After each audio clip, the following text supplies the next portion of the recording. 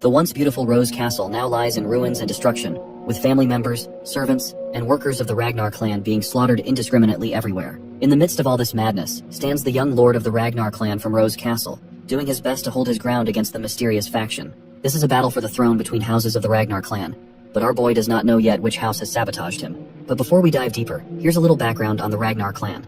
This faction is part of a grand ducal clan that protects the empire at the northernmost edge of the continent. The reason the Ragnar clan has been able to solidify themselves as the Northern Wall for over 1,000 years is a special constitution said to have been inherited from dragon's blood. You see, everyone in the Ragnar bloodline is born with exceptional magical power, stamina, and swordsmanship talent. But one particular young lord wasn't so lucky, and he's the protagonist of our story, known as Theo, the bastard heir of Ragnar. The opponent he is facing is apparently his instructor and his swordsman tutor, who betrayed the Rose Castle, which is part of Ragnar clan.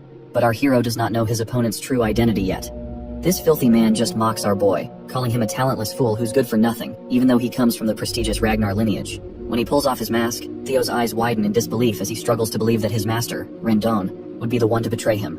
The man keeps berating Theo, saying he watched him train tirelessly every morning despite his lack of talent. He says it was a pitiful sight because no matter how hard Theo worked, it wouldn't get him anywhere. He laughs heartily, while Theo can only grit his teeth in anger, taking all the cruel insults. Theo finally tries to stand up for himself, and shouts about how this bastard infiltrated Rose Palace just to teach him those useless techniques, only to betray him in the end. But Rendon doesn't appreciate his disciple yapping back, so he swings his sword and cuts off Theo's arm. The poor guy screams as blood gushes out, and he eventually falls to the ground. Rendon feels pretty tired of hearing his disciple blame him, so he grabs Theo by the head and hoists him up, letting him know that everything happening right now is because of him. He forces Theo to look up at the Rose Castle burning, and reminds him that it's all his fault that his family members are dying. All this destruction rests on his shoulders because he's a talentless fool. Right at that moment, another guy drags his mother's lifeless body over to him and drops her on the ground. Rendon tells our hero that the reason she's just a lifeless corpse is also his fault. He emphasizes that it's all on him because he's the only useless trash in a clan of formidable warriors. Devastated to see his mother's lifeless body, Theo makes one last effort to fight back. He grabs his sword and charges at this bastard. But just as he lunges, a sword comes flying through the air and drills right through his guts. He falls almost 3 meters away, and the guy who sent the sword flying is annoyed to see his friend yapping and tells him to just finish the brat off.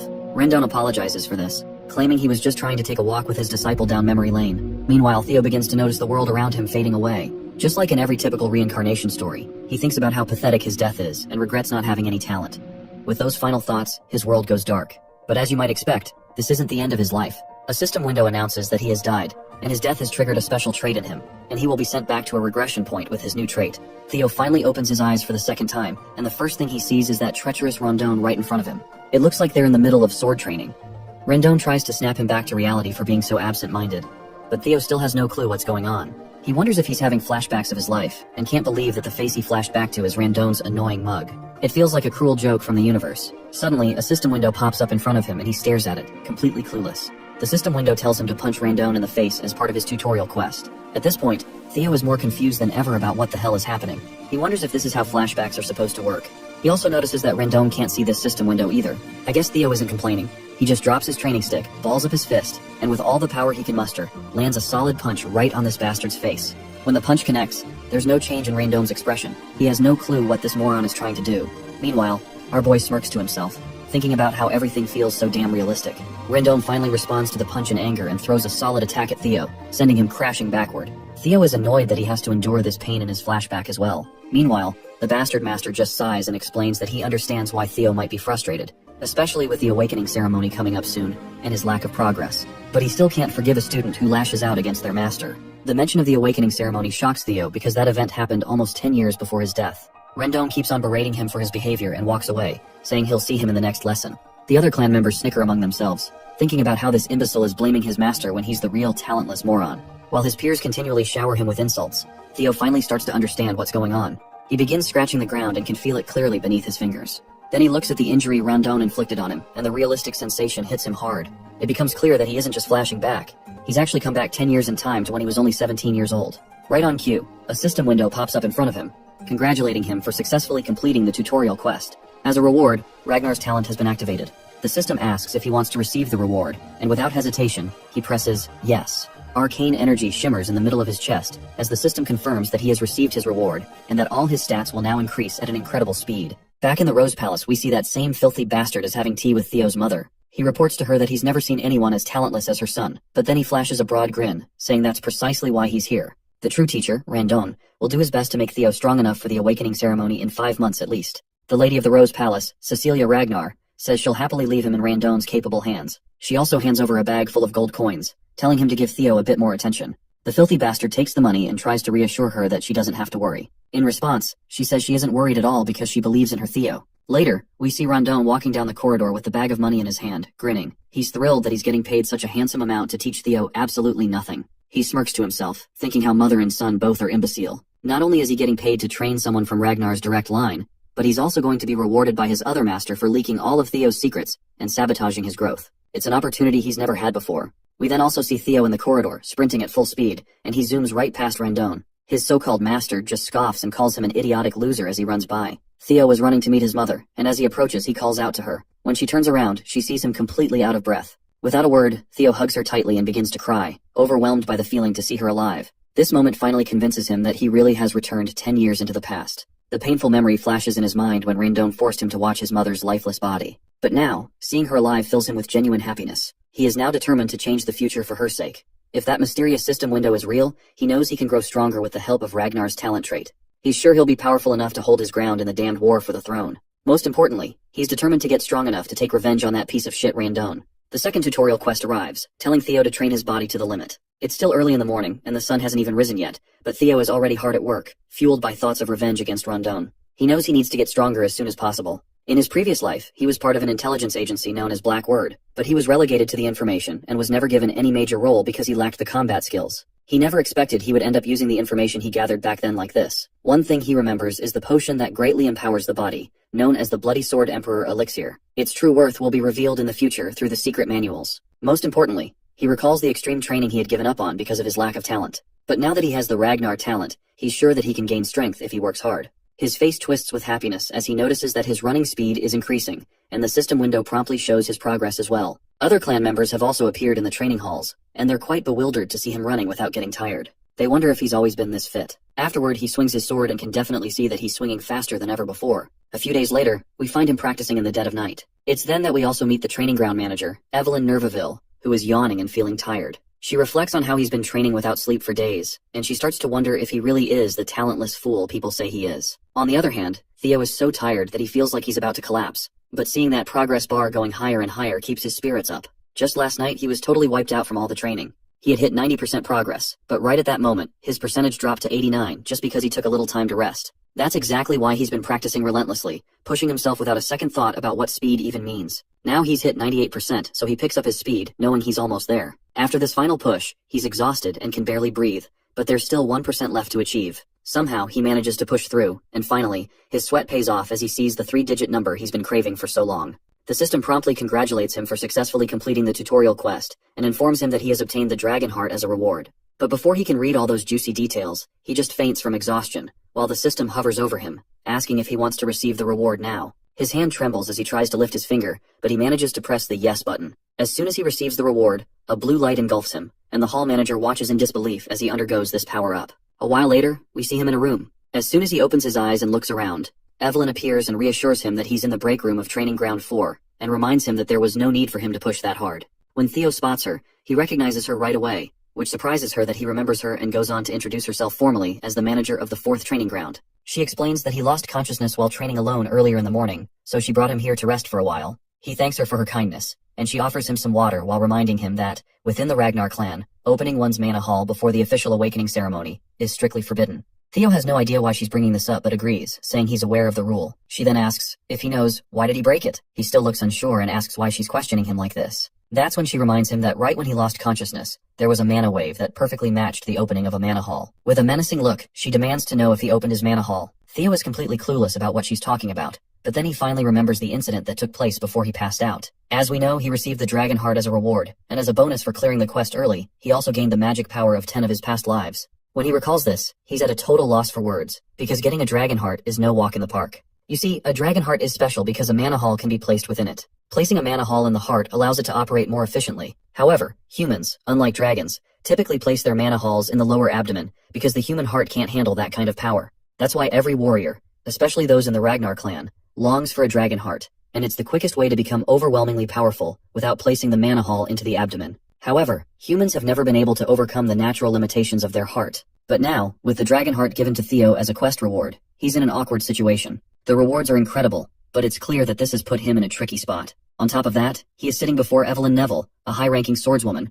who is now retired after losing her left arm and has become the manager of the training grounds. Evelyn was the commanding officer of the White Armored Dragon Cavalry, and her skills were so remarkable that even the demon dragon revered her. Known for her fierce principles, she was not the type to care about status or strength. She could not tolerate dishonesty or cowardice. At one point, when she found him inflexible, she relinquished her position as his direct master. In other words, if she discovers his dragon heart and mana hall, he could very well lose his head. But he smiles because he has a plan in mind. As long as he doesn't get caught, there's nothing to worry about. He makes a sassy comeback to her accusations, asking how she can talk about executing him just based on her gut feeling. He asks if she can handle the consequences of her words. The girl falls silent, unable to counter his question. Theo further tries to demoralize her by reminding her that he is also an heir of the Ragnar clan. If they find out that the suspicions against him are baseless and false, it could be seen as defiling the Ragnar name. She agrees, acknowledging that these are the rules. With a menacing look on his face, he asks her if she knows what the punishment is for humiliating an heir. She confidently replies that it's execution. He is glad that she understands, and tells her to think before she speaks. The lady is blown away to see this new side of him, and wonders if this is the same person she knew.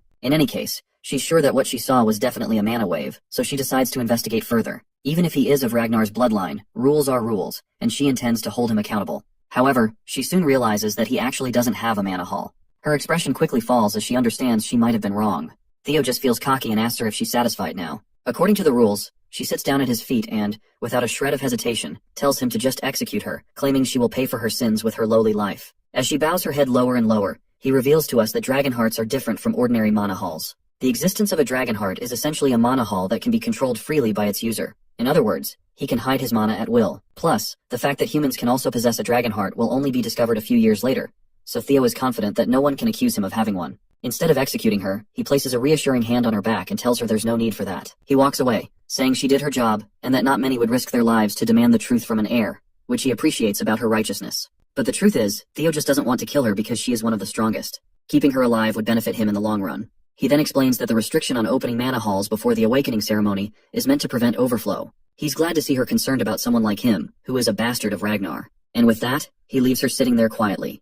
Theo walks confidently, feeling on top of the world as he recalls that not only does he have the dragon heart, but he also gained 10 years worth of magic power from his past life. A few days later, we run into this shithead once again, screaming at Theo, telling him to swing a bit more to the right. It seems like Theo is pretending to be weak, and it's getting harder to listen to Randone insult him every chance he gets. Theo can't help but notice how this bastard is subtly but deliberately teaching him weird sword techniques. He's becoming more certain that there's a mastermind behind Randone's actions, and he's convinced that the person who gave him that final blow in his previous life must be the true mastermind. Theo decides it's time to find out who that mastermind is, and a smirk spreads across his face as he realizes what he should do next. Randone, meanwhile, keeps yelling at him, and that's when Theo snaps the stick he was holding in two. He lets this jerk know that he can't listen to his yapping anymore because his lessons are utter trash. He further asks this piece of work how he even became a mid-rank swordsman with the trash skills of his. To further provoke him, Theo reminds him that he'd probably struggle even against demonic beasts. Of course, Randone takes the bait and is fuming at this point, but Theo isn't backing down either. He strides toward the old man and makes it clear once again that his skills are pathetic. We soon learn that Theo's plan is to provoke Randone into resigning from his position.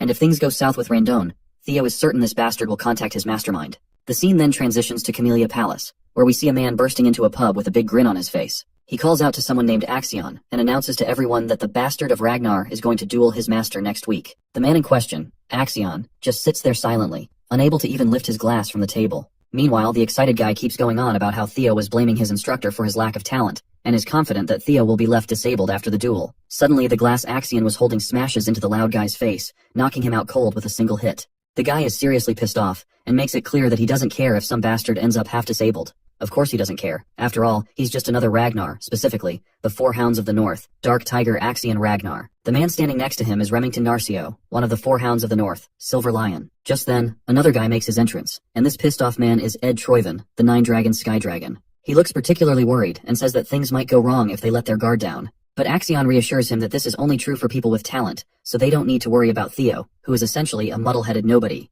However, Ed points out that with the Ragnar clan, unprecedented things can happen, even from the slightest possibility. Axion responds that it's actually a good thing that Theo is trying to mess with Randone, which means that the instructor should be more than capable of handling our boy. A week later, people gather at Training Ground 4, and it's not just members of the clan, there are also other big shots in attendance. In the arena, we see Theo, who appears quite anxious standing under the gaze of hundreds of spectators. He curses himself, recalling how he just wanted to get this shithead fired after the humiliation, but things have spiraled out of control. However, he isn't too worried since this was supposed to happen, and he's fired up to get revenge on Rondon. The system notification confirms that his third tutorial quest is to fight Rondon and win. We then flash back to a moment when Theo confronted Rondon about his pathetic skills, telling him that he's fired and can get lost. Rondon tries to protest, claiming there's still time left on the contract, but Theo counters that since he's fired by the employer himself, there's nothing left to discuss. Theo would have loved to punch this bastard in the face, but he isn't sure about his abilities. On the other hand, Rondon can't afford to get fired since he hasn't accomplished his main goal yet. As he walks toward our boy, trying to convince him otherwise,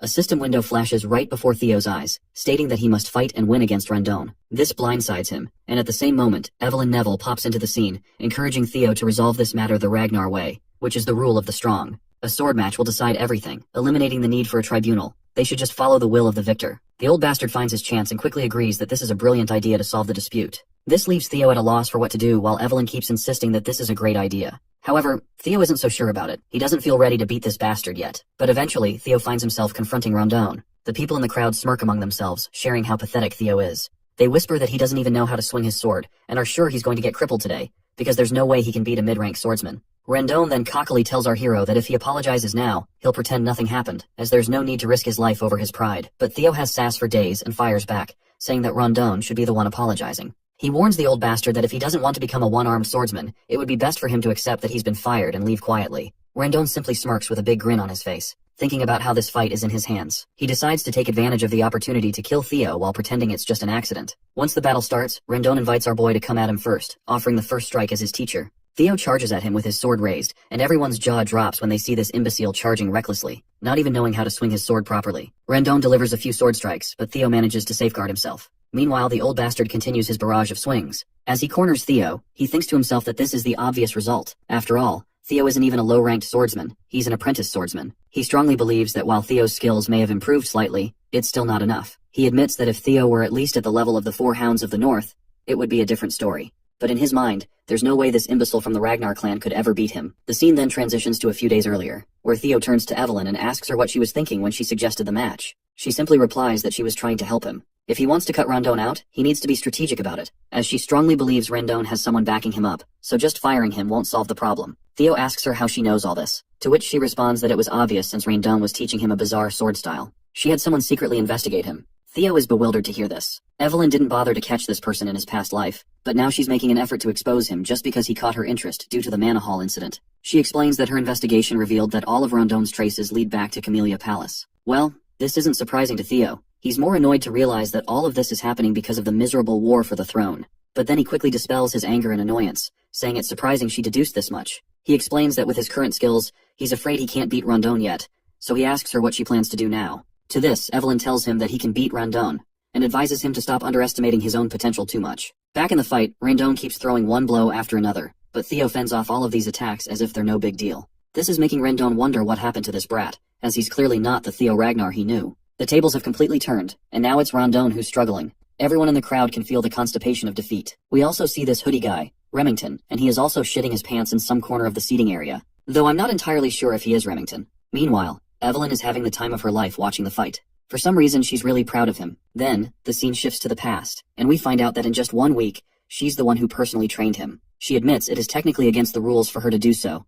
but since Rondon is a jerk, he doesn't deserve to be a teacher anyway. This revelation puts a smirk on our boy's face. He's feeling a mix of excitement and arousal, convinced that having Evelyn in his debt was totally worth it after all. However, there's one thing he's concerned about. He wants to know what's her real reason for going so far to help him.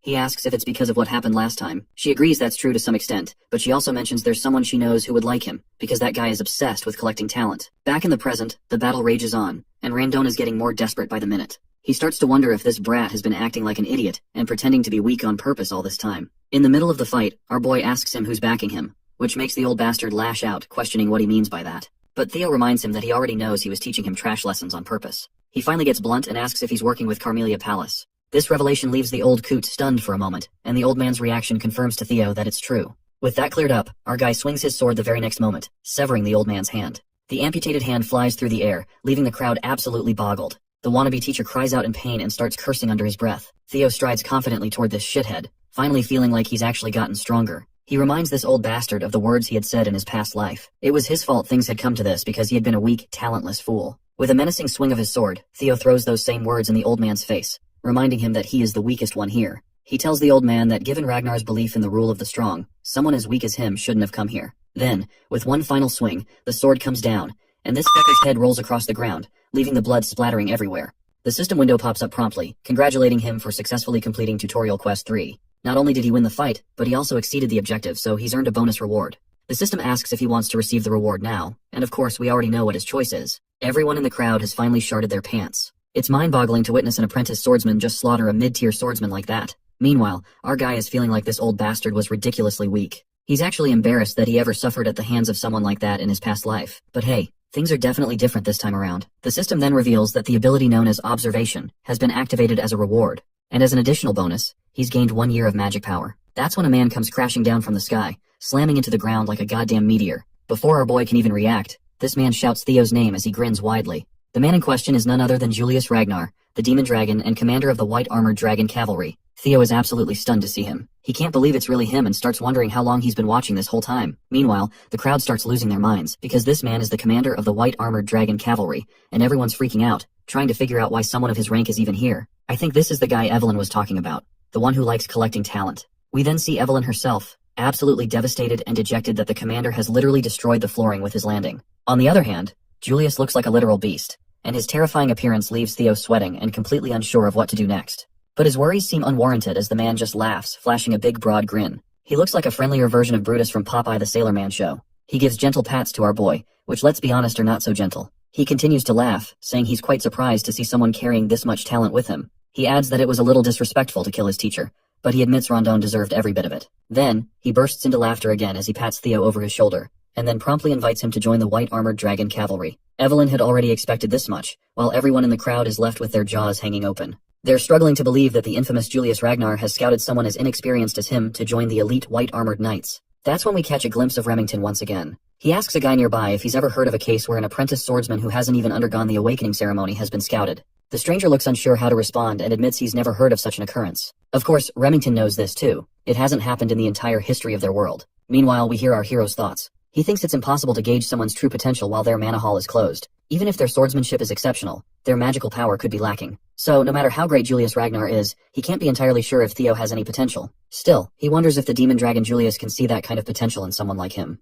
Theo quickly declines the offer to join, doing so flatly, without a shred of hesitation or doubt on his face. Julius is left looking like he just bit into a sour lemon. The crowd is in shock as well, their jaws hanging open at how coldly Theo turned down such a prestigious man. There's a moment of silence in the entire hall as everyone processes what just happened. As the day passes, news of the incident spreads throughout the clan. Everyone is talking about how this young master Theo, seen as an imbecile, destroyed his teacher, and when the demon dragon tried to scout him into the white armored dragon cavalry, he turned down the opportunity. Opinions are divided on whether he's being humble or just arrogant. The scene transitions to Carmelia Palace, where we see a lady who looks pretty pissed off that Rondon has been killed and everything has gone off the rails. She is actually the lady of the Carmelia Palace, Emil Ragnar. A man steps in to assure her not to worry, reminding her that Rondon was a noob, assigned only because of his terrible skills. She brushes it off, stating that his death isn't a major concern. The man speaking to her is her brother, Sky Dragon Ed Troyven, whom we've seen before at the pub. She explains that the demon dragon personally reached out to Theo, and what's even more troubling is that people are saying Evelyn ordered it. This means they can't interfere by assigning Theo a new master anymore. If Theo starts to stand out,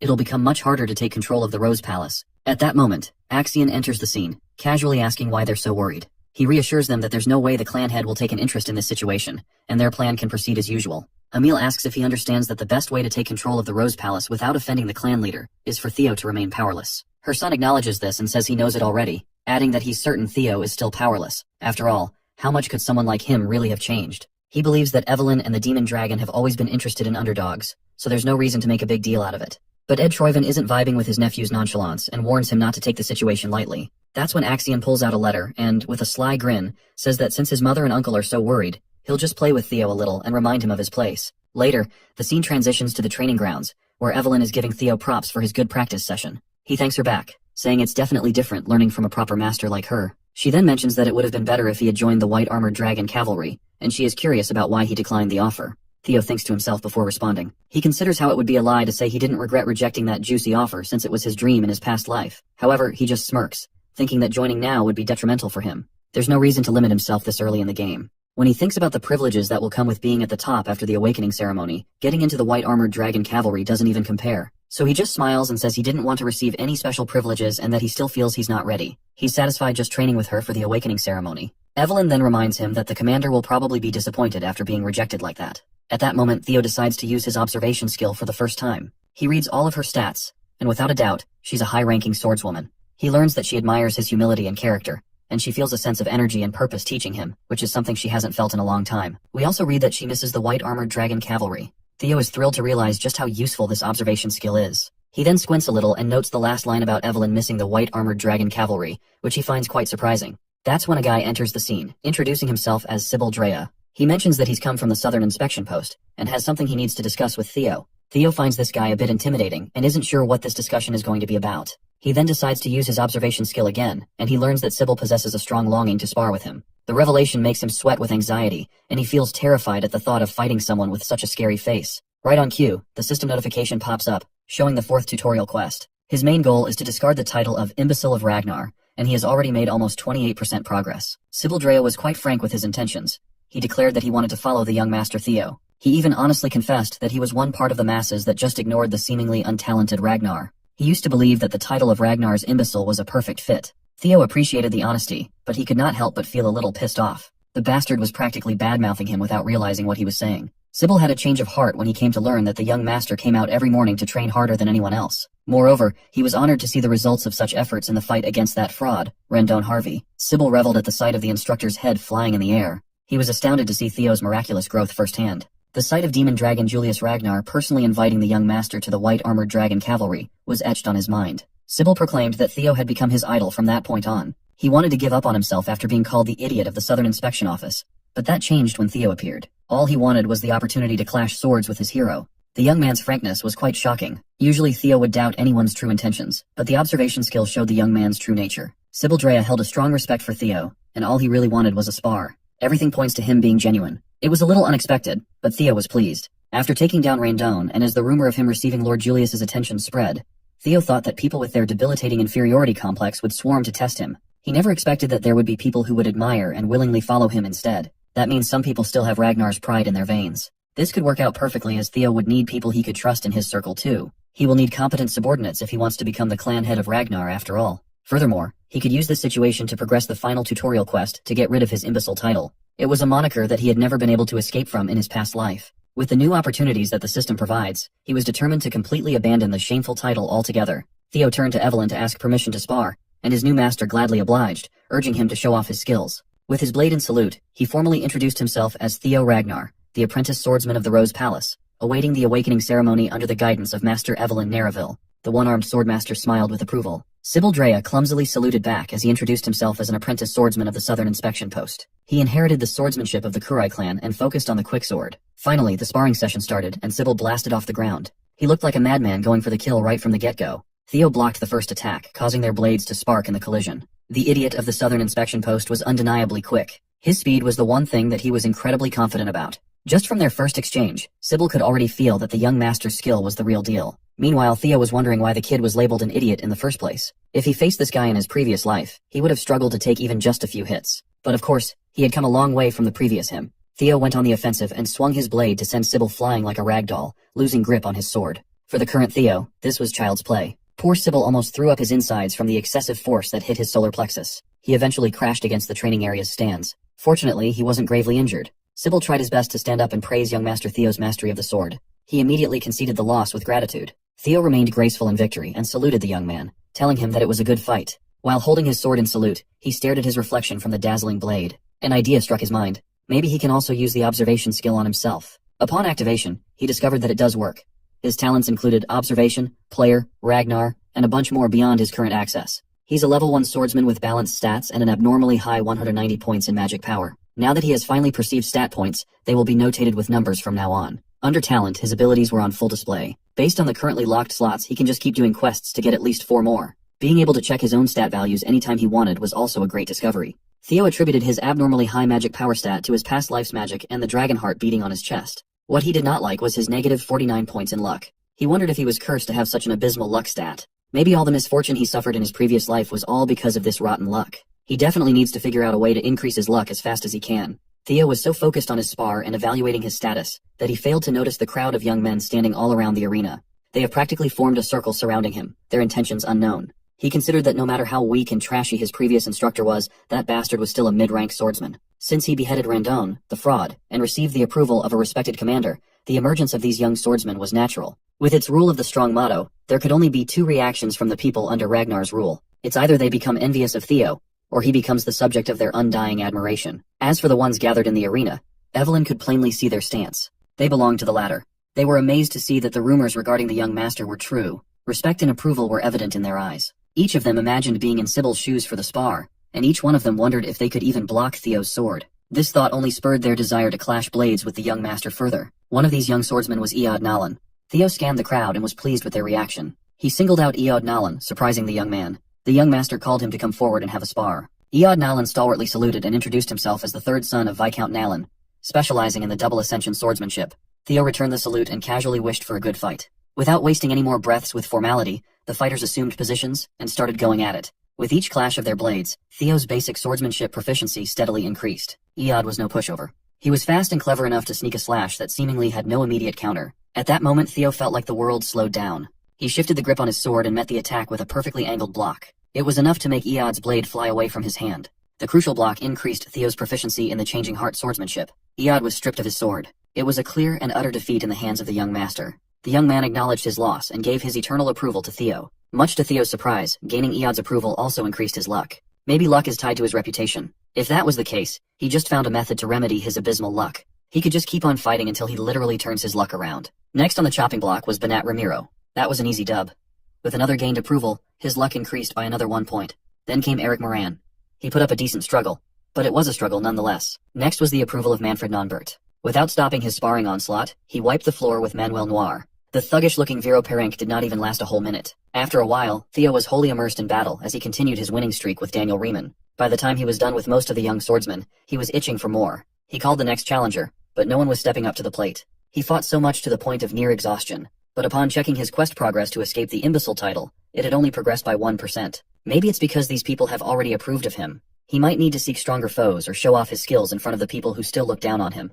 Either way, he's going to need something different. Suddenly, a man parted the crowd, telling Theo that he looked exhausted. He argued that he'll rest when the need arises, but right now, he can still fight. Since he claimed that he's still in shape to fight, the armored man dubbed as the Silver Lion, Remington Narcio, formally asked for a sparring match. Theo and the crowd of young swordsmen were not expecting so esteemed to show up. Remington's one of the 4 Hounds of the North, after all. The 4 Hounds of the North consisted of Hulkus Lanka, Ray Ragnar, Remington Narcio, and finally, Camellia Palace's very own Axion Ragnar. They hold the title of the 4 strongest people within the Awakening Ceremony generation under the Ragnar clan. Remington Narcio claimed to have come early to observe the swordsmanship of the young lord before the Awakening Ceremony. Saluting with a smile on his face, Remington thanked Theo for honoring his request. The Silver Lion is a talented sword genius with keen senses and an outstanding work ethic.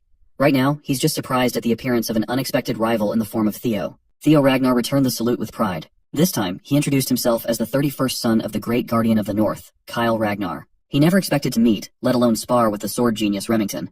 He respected this man in his past life. When he stated that he was honored to be able to cross swords against the famed young deputy clan head of Narcio, he meant it. Immersed in the intoxicating vibe of fighting non-stop, Theo just wanted to show Remington his skills. Both of them are looking forward to a great fight. Theo watched as the Silver Lion's aura exploded to a terrifying degree, and he wondered if his current self could actually defeat Remington. Both fighters charged forward, their blades colliding and sparks flying. How strong could one of the 4 Hounds of the North be? Each one of their clashes shook the stage fiercely. Theo kept his eyes on the prize as shards of steel flew all over the arena. Remington smiled as he did the same. One of the fighters' swords was cleanly cut after sustaining quite a bit of wear and tear. Evelyn did not let her gaze wander as she watched closely. The young swordsmen who were defeated at the hands of Theo were speechless. In the middle of the deathly silent arena, the broken blade's clanging noise as it hit the ground reverberated. It was Theo's sword. In a single clash of sheer strength, Remington sliced his blade cleanly, stopping his attack inches away from lopping Theo's head off. To everyone who saw what happened, the result was clear. Young Master Theo lost. Sybil refused to believe that his idol would be trounced so quickly, but it was the obvious result. They resigned to the fact that no matter how much Theo had grown, it was still impossible for him to beat one of the 4 Hounds. They were the strongest of the current generation for a reason. Sybil argued that the fighting spirit Theo demonstrated was more than enough to admire. Much to every bystander's surprise, the White Lion suddenly declared that the duel was his loss. He respectfully saluted Theo. His form was impeccable as he humbly thanked the young lord for the duel. Remington asserted that Theo's sword was already worn out by the time they started, not to mention the fatigue he was feeling after multiple fights. Theo insisted that on a battlefield no one would offer such considerations, so he already accepted his defeat the moment he lost his blade. Remington returned with an understanding smile. The White Lion and the imbecile shook hands. A more profound respect for one another formed between the unlikely tandem. Remington genuinely hoped that they could have a proper duel in a more ideal setting next time.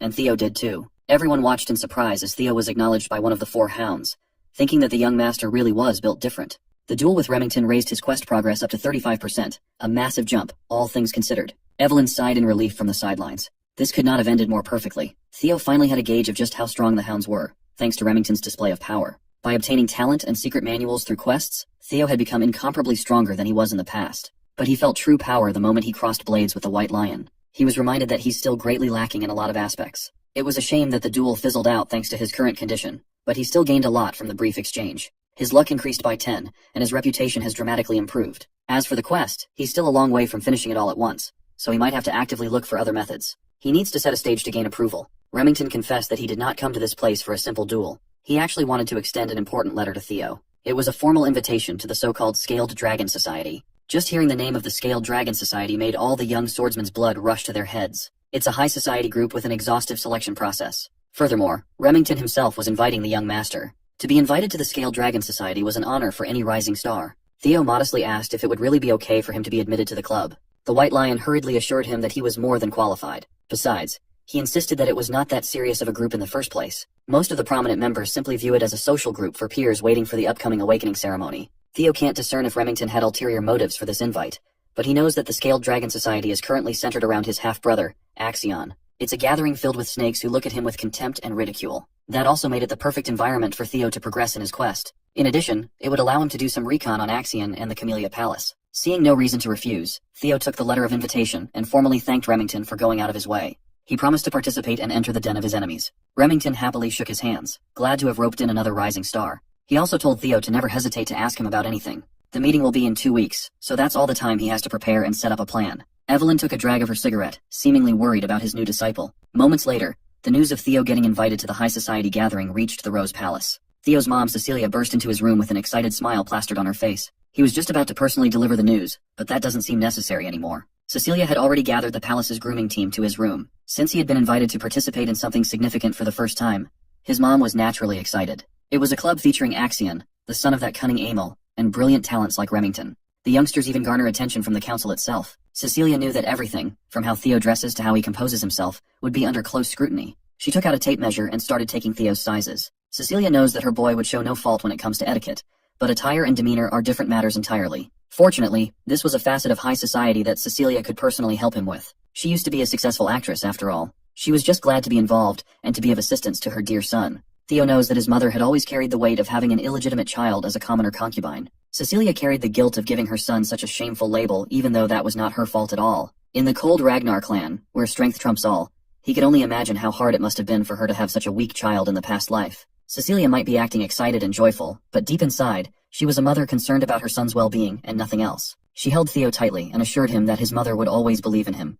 that he'll be able to do anything. The warmth of his mother's embrace melted the coldness in Theo's heart. She returned the embrace and held his mother with love. This time around, he's determined to work his ass off to stop making his mom worry about him. While she was excited at the thought of her son joining the Scaled Dragon Society, all Theo could think of was pulverizing the whole damn snake's nest. 2 weeks later, the night of the society banquet arrived. Remington personally came by the Rose Palace to pick Theo up in a lavish carriage. As soon as he saw the young man, he thought he was seeing a different person. Theo had ditched his training clothes and obtained some exquisite drip thanks to his mother and the palace staff. Instead of a warrior, he looked more like an aristocrat. Remington commented on his new look, and Theo took it as a joke. The White Lion wasn't joking. He was genuinely impressed by the young master's transformation. Theo had to admit that his body had undergone a massive overhaul. He grew taller, his muscles developed perfectly, and all of this was a result of a mere 2 weeks of diligent training. During those 2 weeks, Remington surprisingly came to see him to train together every day, and they have gotten pretty close now. He also gained quite a decent following with Sybil and the others. Evelyn was saddled with teaching a whole battalion of Theo fanatics when she only agreed to teach the young master for a short interim. It was a lively 2 weeks of training, to say the least. Even now, Theo was still recovering from interacting with so many overeager people. Today, he's headed to his first formal banquet. Remington assured him that there was no need to be nervous, but the White Lion left him with a single warning. He explained that his friend, Axion, can be very mischievous at times. It was actually Axion who made the invitation to Theo, saying he wanted to meet the new rising star. Moreover, this entire banquet had been prepared for Theo's sake. Getting all this information certainly changes things. Not for the worse, mind you. This was actually better for Theo. He's already looking forward to being greatly insulted left and right. At the banquet hall, the Dark Tiger, Axion Ragnar, had already started sipping on expensive booze. He was quite excited to turn the imbecile of Ragnar into his new toy. The carriage pulled up in front of a lavish palace, signaling their arrival at the banquet's venue. Remington and Theo got out of the carriage. The young lord immediately scanned the place. He's about to enter the Camellia Palace, the home court of the scum who instigated Raindone to interfere with his growth. In the past life, they consumed him, his mother, and the entirety of the Rose Palace without mercy. His thoughts of vengeance were interrupted by Remington's invitation to go in. The lively Remington had received news that Axion would personally come and greet them, and he should be waiting at the entrance by now. It was obvious why that bastard Axion invited him in the first place. The fool must be thinking that since the imbecile of Ragnar is acting up, it's up to him to stop Theo's momentum. But the young master did not willingly come inside the snake's nest without a plan either. He will make Axion understand just who he's trying to mess with. As they got close to the palace, Theo stopped in his tracks as soon as he saw something in the corner of his eye. Up on the higher floor of Camellia Palace, the bizarre blue light of a system quest called to him. He was momentarily distracted by a possible quest inside the palace, so he didn't notice something rapidly descending in his position. Remington tried to save him from the unknown material, but it had already exploded with white smog before he could get close. Remington panicked and hurriedly called Theo. Thankfully he was fine. It was just a sack of white flour aimed at him and launched from up above. Remington was furious at the childish prank. Theo acknowledged that he would not have been able to dodge, and the outfit his mom painstakingly made would have been ruined if this was his previous life. He thought Remington was in on the stunt, but that doesn't seem to be the case. The White Lion was just confused and angry at the unexpected situation. Welcoming him with flour must be the best those dumbasses up top could think of. The one stupid enough to think of something so immature must be those smug nobles watching from the windows. A familiar voice parted the nobles out of the way, and asserted that this was just a little greeting between friends. A basic courtesy, if you will. Remington wasn't having any of it, though. He really was angry. Axion finally showed his smug face as he insisted that he was just extending a fun greeting to his brother, Theo. Our boy immediately used his observation skills to assess the Dark Tiger. His talents included madness, psychopathy, and overwhelming swordsmanship potential. He's currently expectant at having found a new toy to play with. Theo smiled and said thanks, confusing his psychopathic brother. He continued that with how welcoming Axion was to him. He was naturally grateful, and he was very much looking forward to the party today. Axion's confusion quickly turned to elation. This brother of his had really become fun since the last time they'd seen each other. Finally, Remington and Theo entered the banquet hall, where every member of the promising noble society was gathered. It was an extremely private event, so only a select few were invited to wine, dine, and converse with their fellow talented peers. Everyone was focused on today's special invite. They can't understand why Axion would invite a bum. Even if Theo is also from a direct line of the Ragnar blood, he's still widely known as the imbecile. Having such trash in the Scaled Dragon Society was an unpleasant surprise for most. They had to admit that the drip was cold, though. Most nobles were privy to the fact that Axion was just playing with his new toy. Seeing as the trashy nobles didn't even bother lowering their voices, Remington apologized to Theo, insisting that these gatherings aren't usually this scandalous. Theo was just letting them talk trash about him as much as they wanted. In fact, the more people badmouth him, the better. That would make crushing them later much sweeter. Also, he noticed that the location of the blue quest light was nearby. He was pretty sure that it could be significant, but he doesn't have a natural way to approach it yet. Axion, the host of the party, descended the stairs to ask his brother if he was enjoying the party. Theo forced himself to calm down and just proceed with his plan as he mapped it out. He smiled and thanked Axion for inviting him again. Axion sarcastically apologized for the flower incident a few minutes ago, playfully admitting that he went a little overboard. He closed the distance between himself and Theo in the blink of an eye, grabbing his brother's shoulders tightly as he pressed Theo to accept his apology in front of everyone. Remington wanted to intervene, but Theo interjected that Axion had nothing to apologize for. He insisted on using Axion's words that the prank was just a greeting between brothers. The psycho was at a loss for words. Theo was just too calm and composed to rattle. He laughed and patted Theo on the back as if he was a proud brother. He never knew that the kid had spunk. He had changed a lot from how he used to be when they were little. Axion actually liked him more and more now. The nobles took in the sight of Theo smiling, going along with his brother's whim, calling him Axion's bitch. They even commented on Theo's illegitimate lineage compared to the noble blood of Troy Van. While it's true that they were half-brothers, the nobles believed that Theo and Axion were on an entirely different level, even if they were both Ragnars. Troyvan clan is the swordsmanship powerhouse of the East, while Theo's mom is just a random woman who came from bumfuck nowhere. Theo smiled as he took in the blatant insults that the nobles were hurling at him, letting it fuel the flame inside. One thing the nobles were confused about was Remington's closeness with the imbecile. They started extending the insults to Remington, calling him an illegitimate son of the Narcio family. The White Lion had been on edge since they arrived at the banquet. Hearing these nobles broach a forbidden topic almost made him snap on the spot. Theo reckoned that in just a few seconds, Remington might just go and steal his spotlight. He was thinking of observing and listening to more insults for a little longer, but that won't do now. Before Axion could take him upstairs, he paused. Since he had just arrived, Theo asserted that he should greet his new friends as well. So, he walked over to the banquet table where the snickering nobles were gathered. All of their eyes focused on the imbecile of Ragnar. Theo quietly took a bottle of wine from the table. He walked towards the noble, who was running his mouth about Remington's lineage, and motioned to fill his glass. The noble smugly smiled and asked if he said something wrong. Theo shifted his grip on the wine bottle and swiftly shattered that thing on Blondie's head without mercy. Remington and even the psychotic Axion were shocked by this sudden turn of events. Blondie grabbed his head in agony as blood stained his piss-colored hair. Theo stood on top of him, still holding the bloody, broken bottle. The bastard dared to sit up and curse at Theo for humiliating him in front of everyone. Before he could run his mouth with a litany of the usual arrogant noble yapping, Theo sent a kick that broke the bastard's jaw. Theo's straightforward plan had finally started, as his eyes turned cold and crazy. He insisted that he was just giving Blondie a little greeting only to get a hurtful response back. The other nobles stopped in their tracks, scared and confused by what was happening. Meanwhile, Theo's quest progress was starting to go up, reaching 43% now. Remington had spent 2 weeks of training with the young lord, and he knew the guy to not be a hot-headed thug. He considered that Theo might be doing this for his sake. As Blondie continued bleeding on the palace floor, Theo asserted that this was his form of welcome greeting. He stepped over Blondie's arm and situated the noble's limp body on top of a platform, while slowly applying pressure. Since he sent his hellos already, it's time to say goodbyes now. Blondie desperately shouted for him to wait and stop what he was about to do, to no avail. Theo stomped on the bastard's arm and completely shattered Blondie's bones, sending a horrifying cracking sound all over the banquet hall. The nobles who were running their mouths freely just a few minutes ago were stunned and tongue-tied at the ruthless display of punishment. That little breaking bone act raised Theo's quest progress to 58%.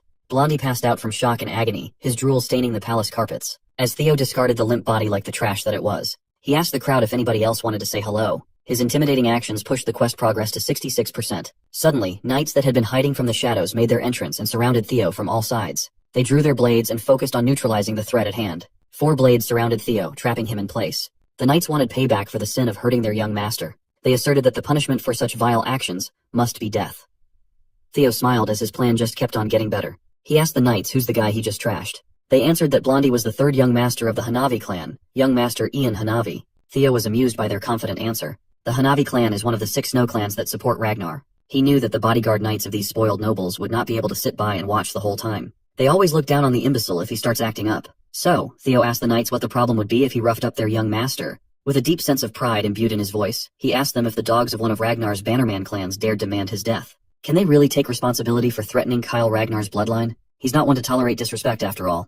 The knights felt their grips on their swords loosen upon hearing Theo's threat. Their anger for watching their young master ruined was replaced by the innate fear they had for the Ragnar clan. In addition, the oppressive aura the young man was emitting was suffocating them. This was not the imbecile of Ragnar that they knew and routinely made fun of. Now that they're thinking about it, Theo also has the right of succession to the throne as a direct blood of Ragnar. On top of that, Ragnar is the Lord of the North, the overseer who reigns over the 6 snow clans. To declare death to the blood of the dragon is not something that any sane person should do. It is a sin for which the destruction of an entire insignificant snow clan would not even be considered unreasonable. That protection and prestige haven't been applicable to Theo for such a long time as a useless descendant that most people forget. But that won't do anymore. All 4 knights knew that they had made a colossal blunder, and they needed to apologize. But Theo had already issued the kill order to a mysterious presence lurking nearby. The swift glint of a blade blinded everyone with its speed. The next thing you know, 4 severed heads were already flying in the air, night blood staining the palace floor. Theo was as calm as the eye of a storm as the blood of his enemies swirled around him. The mysterious presence he ordered to slaughter the knights steadily landed on the carpet full of grace. It was none other than his master, Evelyn Nereville herself.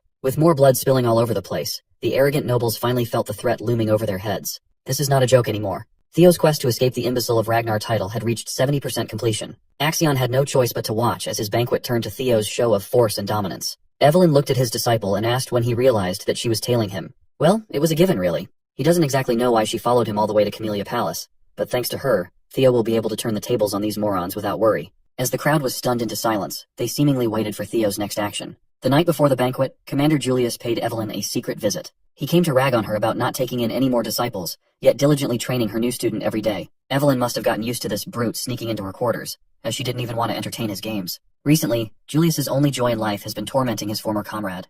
That includes raiding her expensive wine stash for his own enjoyment. Tonight, Commander Julius really wanted to hear just what Evelyn saw in the kid. She knew that taking the bottle away from the brute's hand was impossible now. Evelyn answered that Theo was simply beyond expectations. Considering his attitude about honing his craft and talent, he's truly among the best ones she has ever taught. Considering that even Axion passed through her hands, that's a bold claim. Evelyn did not mince her words. Considering Theo's potential, she could confidently say that he was beyond that of even young Master Axion. She sincerely insisted that she was not just speaking empty words. Well, Julius always trusted her eyes for talent. She had 2, while he only had 1 after all. Julius reckoned that a person cannot change so drastically overnight, so the most reasonable explanation for Theo's case was that the kid hid his strength all this time for some reason. Admittedly, it was odd to believe that someone would do that for such a long time, only to start suddenly showing it off now. As a trainer, Evelyn believes that being hasty in one's steps makes one bound to trip and fall. But what she saw in Theo was different. It seemed like he was being chased by something intangible, like he was pushing himself out of fear. That's also why she's worried about his attendance at the Scaled Dragon Society.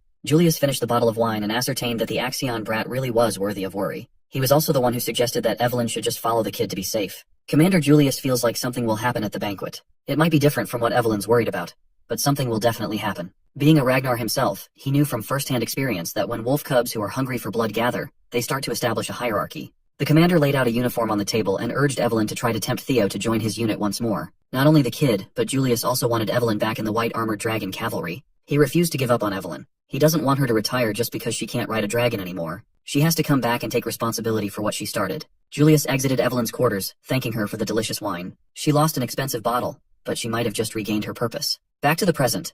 Inside the Camellia Palace, Evelyn started piecing the events together. She reckoned that Theo must have noticed her following from behind, and orchestrated this situation on purpose. Maybe he joined the Scaled Dragon Society aiming for this scenario in the first place. Her worries didn't need to begin with. She wondered at what point did he notice her presence on the way to the palace. Theo actually sensed his master discreetly tailing him the moment he got in the carriage. With his dragon heart, he can unleash his energy perception of his surroundings, effectively acting as a sixth sense. Anyway, what matters now is that the change has been set for his revenge. Theo turned to Evelyn and explained that most nobles in the banquet hall have shown blatant disrespect to a successor candidate of the Ragnar clan. He asked what the punishment for such a horrid crime is. The guilty nobles almost fainted on the spot. They knew exactly what the punishment was. Evelyn, ever a stickler for the rules, stated that depending on clan laws, immediate execution of the guilty parties is enforceable. Theo smiled and he set it up. Evelyn perfectly finished it off. Acting like a magnanimous man, Theo asserted that the offenders are just children who haven't even been through their awakening ceremony yet. He would be satisfied with just taking one arm from each criminal to consider the sin forgiven. Evelyn acted quickly. She was an unstoppable slicing machine aimed at the bratty, panicking nobles of the Scaled Dragon Society. The second son of the Byron clan tried to move out of the way, only to get his right arm severed. The first son of the Red and White Mercenary Corps screamed in agony as his blood spurted from his stump. The dainty arm of the fourth daughter of the Ceres Merchant Guild was not spared. The third son of the Clark clan tried to run, but outrunning Evelyn was practically impossible. When the first daughter of the Howard clan got turned into a one-armed Stumpy, Theo's quest had reached 79% completion. One of the pathetic nobles crawled towards Axion or Axe for those close to him to beg for help. Axe just repeated his brother's words. He can't intervene as this was just another form of greeting. The crawling noble saw a glint of blade in his periphery, and then his arm was sliced cleanly, his blood almost staining Axion's clothes. As the first son of the Parent family twisted and turned in anguish, Axe looked at his former teacher. Evelyn nonchalantly met his gaze and nodded. Axe never expected to meet his former trainer in the middle of such a grisly sight. Evelyn saluted with her blade. Axiom observed the bloodied banquet hall and ascertained that Evelyn only aimed for the ones who made outright comments about the bloodline. Theo made it so that even as a fellow successor candidate, Axiom would not have the authority to stop the slaughter. It only took Evelyn a few minutes to cut the right arms of 14 people under Theo's orders. As for their status, they can still take their arm to a priest right away and get them reattached. But their lives as swordsmen will be a different matter. Everything went just as planned. Axion was more interested in how Theo got both Remington and Evelyn to his side. Theo Ragnar, the imbecile of the Rose Palace, had evolved into something terrifying. The psycho in Axion rejoiced. He really wanted to crush this brother under his foot. Since he had finished what he set out to do, Theo called Evelyn and Remington to leave the premises. They slowly made their way out of the palace with the frightened stares of the remaining nobles fixed on Theo. The brothers stared at one another's eyes. They didn't need to say a word. But before they departed, Theo grabbed Axion's arm. He gripped tightly, tight enough to wrinkle his brother's suit. After a quick second, Theo let go and waved goodbye, telling Axion that he had a ton of fun in this bloody banquet. The final tutorial quest to escape the imbecile of Ragnar title was finally completed. Axion was fuming. He wanted to make a move right then and there, but he knew it wouldn't be wise. The psycho vented his anger by crashing out of his own home and screaming Theo's name at the top of his lungs. With all the tutorial quests finished, no one would dare to call Theo the imbecile of the family. The tutorial is finished, but his true revenge is only getting started. His reward for literally changing his public perception was an experience elixir, a tonic that instantly raises one's level by 5 if the user is below level 30. News of the bloodshed quickly reached the ears of other palaces. Anyone would be shocked to hear that Axion's prestigious Scaled Dragon Society was torn limb from limb, literally and figuratively. As for Theo, he was on a very celebratory move after flexing on those nobles. His subordinates took him to a pub in celebration of his flashy and gory high society debut. Every one of his followers was there. Even Evelyn stopped by to get some drinks. He wondered how the Scaled Dragon Society was feeling after being done in by a man they loved to call an imbecile. Inside the Camellia Palace, Imel Ragnar is in disbelief after learning that not only did they give the MC justification for his actions, but he also chopped off everyone's arms in front of Axion. Axion answers positively, which makes her feel frustrated since it makes no sense to her, and she remembers warning Axion beforehand not to take things so lightly. She is disappointed to hear that they didn't just try pressuring him into submission, but have given our boy complete authority to go wild. Axion tries to defend himself and tells her that once Theo gets recognition, it will be hard to conquer the Rose Palace, assuring her not to worry. However, she tells him to reflect on his actions and doesn't agree to listen to him any further. She points out his mistakes, which almost caused their great plan to get ruined. Axion decides to listen to her and leaves. Emil wonders who Axion takes after to be so obnoxious. Ed Troyven replies that Axion resembles her when she was young. She's not in the mood to joke around, so he apologizes and assures her that the incident might not be worth worrying about so much. He explains that the Rose Palace has been a part of the clan head's harem, so it's very difficult to get its ownership. Even though it has been outside of the clan leader's interest since it's a place where riffraff gathers, it still has the support of the clan leader himself. He shares his plan that all they needed was justification. And thankfully, since our boy Theo has created chaos at the scale of the Dragon Society meeting, he is slowly becoming the representative of the Rose Palace. By using the incident as justification, they can suppress the MC through legal procedures. Emil is left speechless after hearing this and contemplates that the reason she was afraid of Theo becoming stronger was that she feared his power and influence would expand over time if the clan leader focused more on the Rose Palace. However, by using Theo, who is slowly becoming stronger, she realizes the Camellia Palace can suppress him through legal procedures, and the Rose Palace will have no other choice but to bow down in front of the Troyvens. She believes the plan might actually work, and asks Ed how long it's going to take to prepare. The guy assures her that all preparations are already finished, and tomorrow morning when she wakes up, she will hear some great news. He comforts her and tells Emil that she can enjoy a bath and sleep well for the night while sharing that he has prepared an aromatic candle for her from the South Akron volcanic region. Emil decides to depend on her elder brother and shows her gratitude. Meanwhile, inside a tavern, Remington expresses how shocked he was, and says he didn't know Theo cared so much for him. Our boy doesn't understand what he's saying, and finds it funny to see him act drunk after drinking just orange juice. Remington says that despite enduring insults directed at himself, Theo didn't hesitate for even a second and stepped up for his friend as soon as Remington started getting insulted. He feels embarrassed and regrets not doing anything. Remington looks at the MC and feels surprised that Theo has been enduring the times when everyone looked down on him and saw him as an untalented, useless child. But he still ended up not giving up and becoming stronger. Even against opponents whom he doesn't have a slight chance of winning against, he showed strong willpower to win his battle against the Camellia Palace, which no one defies. Remington recognizes that Theo has the courage to wield his sword without any hesitation, and Theo did all that just for him. Theo's friend starts to get teary, and he realizes Remington has greatly misunderstood the situation. The guy gets up and tells our MC that despite the orders of his clan, he wants to follow a different idea and shares that he wishes to follow Theo. The people observing both of them start cheering and call the MC and his friend amazing. Theo tries to clear the misunderstanding, but Evelyn telepathically tells him to just let his friend be.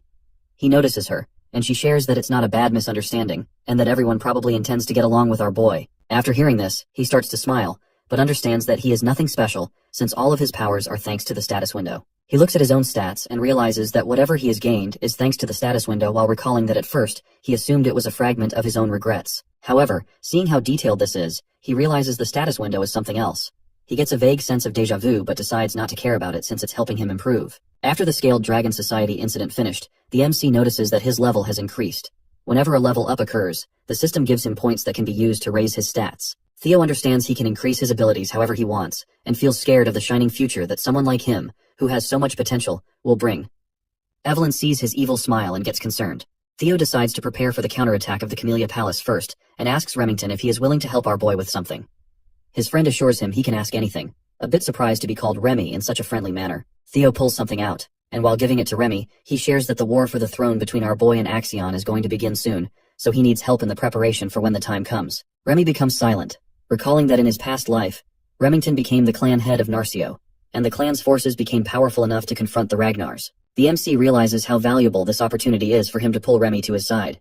He gives Remington a piece of paper, and the guy assures him that since he has already pledged loyalty to our boy, he will do everything in his power to help. Theo shows his gratitude, and suddenly someone barges into the tavern while screaming Theo's name. Everyone becomes surprised as some knights barge in and announce that under the sword of law, Theo is under arrest for assault, threat, and intimidation. Evelyn calls it complete bullshit, but our boy tells her to calm down and moves forward to see the arrest warrant.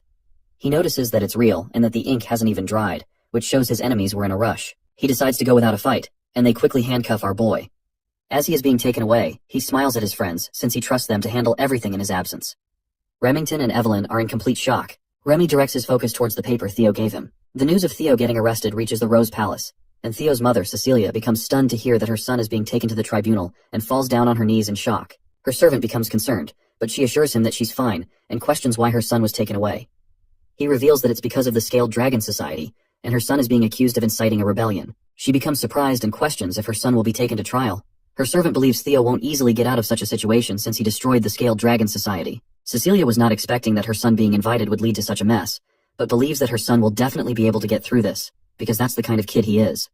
Cecilia wishes he comes back safely. Meanwhile, inside a carriage, as the MC is being taken away to the tribunal, they reach their destination, and he remembers it's been a while since he saw this place. Since Theo completely obliterated the Scaled Dragon Society, He understands that he won't get a simple punishment, and will probably have to face trial because of his actions. He understands that since he's the successor of Ragnar, they will question his qualifications as a successor. The knights order him to get off, and as he walks, he realizes his enemies want to crush him completely, but smiles because everything is going exactly as he planned. The knights announce that the prisoner, Theo, has been escorted, and they get permission to bring him inside. The MC thinks that if he wants to take out what he has prepared so far, he wants to do it on a stage of such magnitude. He stands before some amazing figures and becomes a bit anxious seeing all of them gathered in one room. He sees the demon dragon captain of the white armored dragon cavalry, Julius Ragnar, and 4 of the 9 dragons who protect Ragnar, Sky Dragon Ed Troiven. The MC admits that he would have been extremely overwhelmed in his previous life, as he notices that the sword dragon lady of the Plum Blossom Palace, Osa Ragnar, and the elder dragon head counselor, Wolfgang Ragnar, are also gathered. Wolfgang sees our boy, and the MC remembers that it has been a while. He was not expecting to see Wolfgang in this place. Our boy understands that Wolfgang values bloodlines, so to him, a half-blooded illegitimate child like our boy must seem completely disgusting, and he notices Wolfgang does not even try to hide it. The man asks our boy if he is aware of the fact that he was summoned to answer for his crimes. He continues to tell our boy that the Byron clan, the Ceres Merchant Guild, the Red and White Mercenary Corps, and even the Hanavi clan are all cutting ties with the main family because of his foolish actions. Wolfgang becomes angry and calls him a bastard, questioning if he can bear the damage he has caused. He makes it clear that our boy is going to be held accountable for dragging Ragnar's honor through the dirt. Theo agrees with him and admits that he was far too careless. Instead, he should have cut off their heads, not just their limbs. Everyone becomes shocked, but the MC continues to tell them that all the other clans are their subjects. He says the Lord has given them land and honor, and the subjects are the ones that need to offer their loyalty and lives to the Ragnar. This is the way of chivalry, and despite knowing this, they defied their lord. The MC shows his frustration and says that if he had known about their insolent behavior, he would have severed their heads instead, and tells Wolfgang they should be punished to restore the principles of chivalry. He says he could not just sit by and watch Ragnar's honor, maintained for over centuries, get trampled on. Everyone becomes speechless while Julius calls our boy impressive and expects he will be given a normal punishment after the justification. Wolfgang thinks that the MC is mocking them with his sophistry, but Osa Ragnar understands his opinion and admits that Theo is correct. Wolfgang is surprised to see her take his side. Osa explains that Ragnar is strong, but it's not truly great, so they still need to listen to the voices of their vassals and knights. Otherwise, their clan will inevitably fall because she thinks that they can't rule the world with power alone. He understands her, and decides to keep that in mind. The MC observes that the first wife of the clan head, who is the best swordsman in the north, is fortunately taking his side, and is not hostile toward him. He is surprised by her actions and doesn't understand why she is doing that. Osa hopes our boy understands that the punishment he is going to receive is justified. He asks about the punishment, and Wolfgang tells him he will get 3 months of probation. Theo shares his wish to participate in the ceremony, which angers Wolfgang, as he thinks our boy is talking back, but Osa decides to take his words into consideration and allows our boy to participate in next year's awakening ceremony. Ed believes that it has already been decided that the children Theo injured will be participating next year. But thanks to the demon dragon's interference, our boy got a lighter punishment. Ed is satisfied with the results of his plans and knows that the delay of the awakening ceremony brings dishonor within the Ragnar. And since the MC is the one representing Rose Palace, for him to carry such dishonor will allow the Camellia Palace to forward take the Rose Palace. He starts smiling and believes that as his plan is put into motion, our boy won't be able to do anything about it, and he will have no choice but to accept defeat. Ed knows that if Theo decides to appeal, he will get killed, but Ed believes our boy is not that foolish. The MC announces that he wants to appeal, surprising not only Ed, but everyone else as well. Ed tries to stop himself from smiling as he calls the MC a huge fool, since his arrogance has no limits. Ed looks happy that things are becoming easier for him. Julius questions if our boy is aware of what it means to appeal. He answers positively and understands it's not something that can be resolved with just 3 months of probation, so the demon dragon definitely pulled some strings. But he decides to follow his plan, and tells them that in the strong and proud Ragnar, appealing means war. Theo is not planning on taking even a slap on his wrist, and says that in the end, only the strong speak the truth. He thinks he should be rewarded for his actions, which leaves everyone speechless. Meanwhile, at the hidden northern branch of the Ceres Merchant Guild, as everything is engulfed in flames, Evelyn fights off the last guy left. Remington realizes this is where they were hiding, just as the MC said. Remy and Evelyn find something after destroying the place. At the trial, Ed's eyes light up with joy as he sees the Troiven Camellia Palace is now finished. As the MC stands before all the important figures, Wolfgang questions if he wants to take an issue that can be easily resolved if he waits 3 months into a war. Wolfgang calls it arrogance and questions if our boy is confident he can face the forces of 15 clans alone. Theo says that this is something he needs to handle. Since, in their case, the difference in power is huge, he thinks appeals through proxy battles are a normal thing. The MC understands that appealing means deciding the winner and the loser through a battle. However, if the war is completely impossible to win because of the sheer difference in power, each force is allowed to send a representative, and the winner gets decided after a 1v1 sword battle. This is how a proxy battle goes, which means our boy will represent himself. While there is a high chance that the representative of the plaintiff is going to be Axion, Julius understands that if this goes on, it is guaranteed that the MC will lose. He questions if Theo has a plan in mind, and thinks that if our boy believes someone will step up to be his representative, he will be disappointed. Theo requests to have a proxy battle in a week, just as the rules say. Ed thinks he can see through our boy's plan and understands that he is planning on having Julius or Evelyn as his representative. But no one is going to agree with him, so he will have to fight personally. Ed decides to send Axion as his representative to make the MC understand his place by finishing him off. Ed decides to announce his representative, but suddenly all of them hear someone and become completely speechless. Someone walks in and praises Theo's clever plans as he observes that our boy has changed a lot since he last saw him. He is the clan head, Kyle Ragnar. As soon as he enters the trial room, everyone bows down to show their respects, and the MC also gets on his knees and greets the incarnation of the great dragon god. Suddenly, the system window opens up, telling him to complete a new quest to take over the Camellia Palace and uncover its hidden secrets. He notices it's his first quest after the tutorial and questions if this is related to the blue light he saw earlier. The MC realizes he completely forgot about it because of what's been happening lately, and remembers that there was something there. He stops contemplating and decides to focus on the present as he faces his father. He needs to take care of the situation first since the king himself appeared, which is an insane variable that can jeopardize his plan. The MC asks the reason his father is here.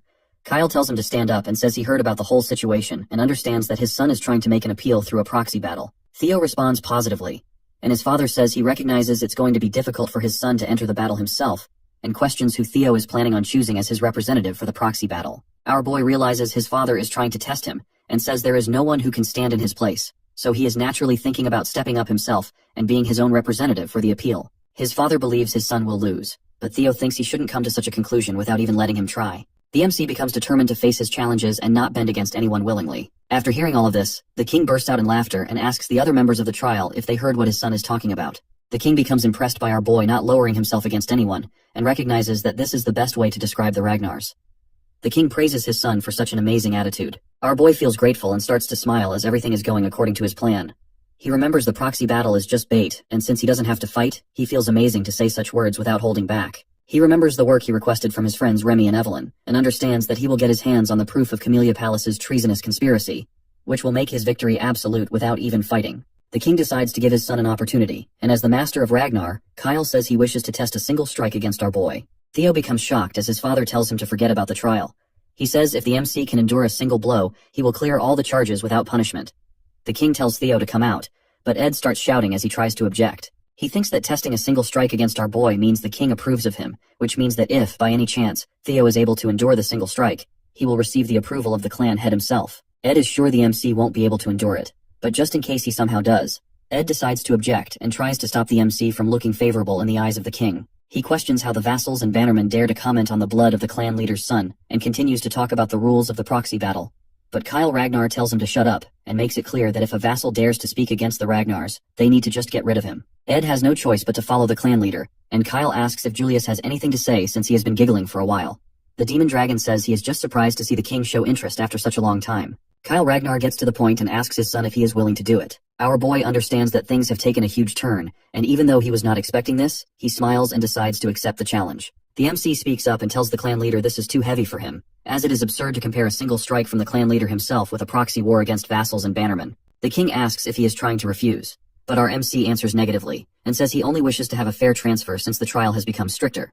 He demands that his compensation should also be increased with a cheeky smile on his face. Kyle Ragnar asks his wish, and the MC turns around to look towards Ed and says he wants something like Camellia Palace. Observing all of this, Ed is left speechless. Ed becomes frustrated, and Wolfgang calls it complete madness to propose such a deal with the clan leader himself. He thinks he needs to put the bastard in place since agreements are based on the understanding that both parties hold equal standing. Wolfgang assumes the MC will fail because of his arrogance, but to his surprise, the clan leader agrees with our boy. Kyle thinks that if the MC aims to become the successor, he needs to be at least this courageous and bold. The clan leader asks if the Sky Dragon has any objections, but the man assures him everything belongs to his lord Kyle, so he can't dare to comment on his decision. The lord is happy to hear this and orders them to quickly prepare a stage, as he wants to test his son himself. Theo becomes a bit hesitant, and after a while, as he confronts his father Kyle Ragnar, the other vassals stand on the sidelines to observe.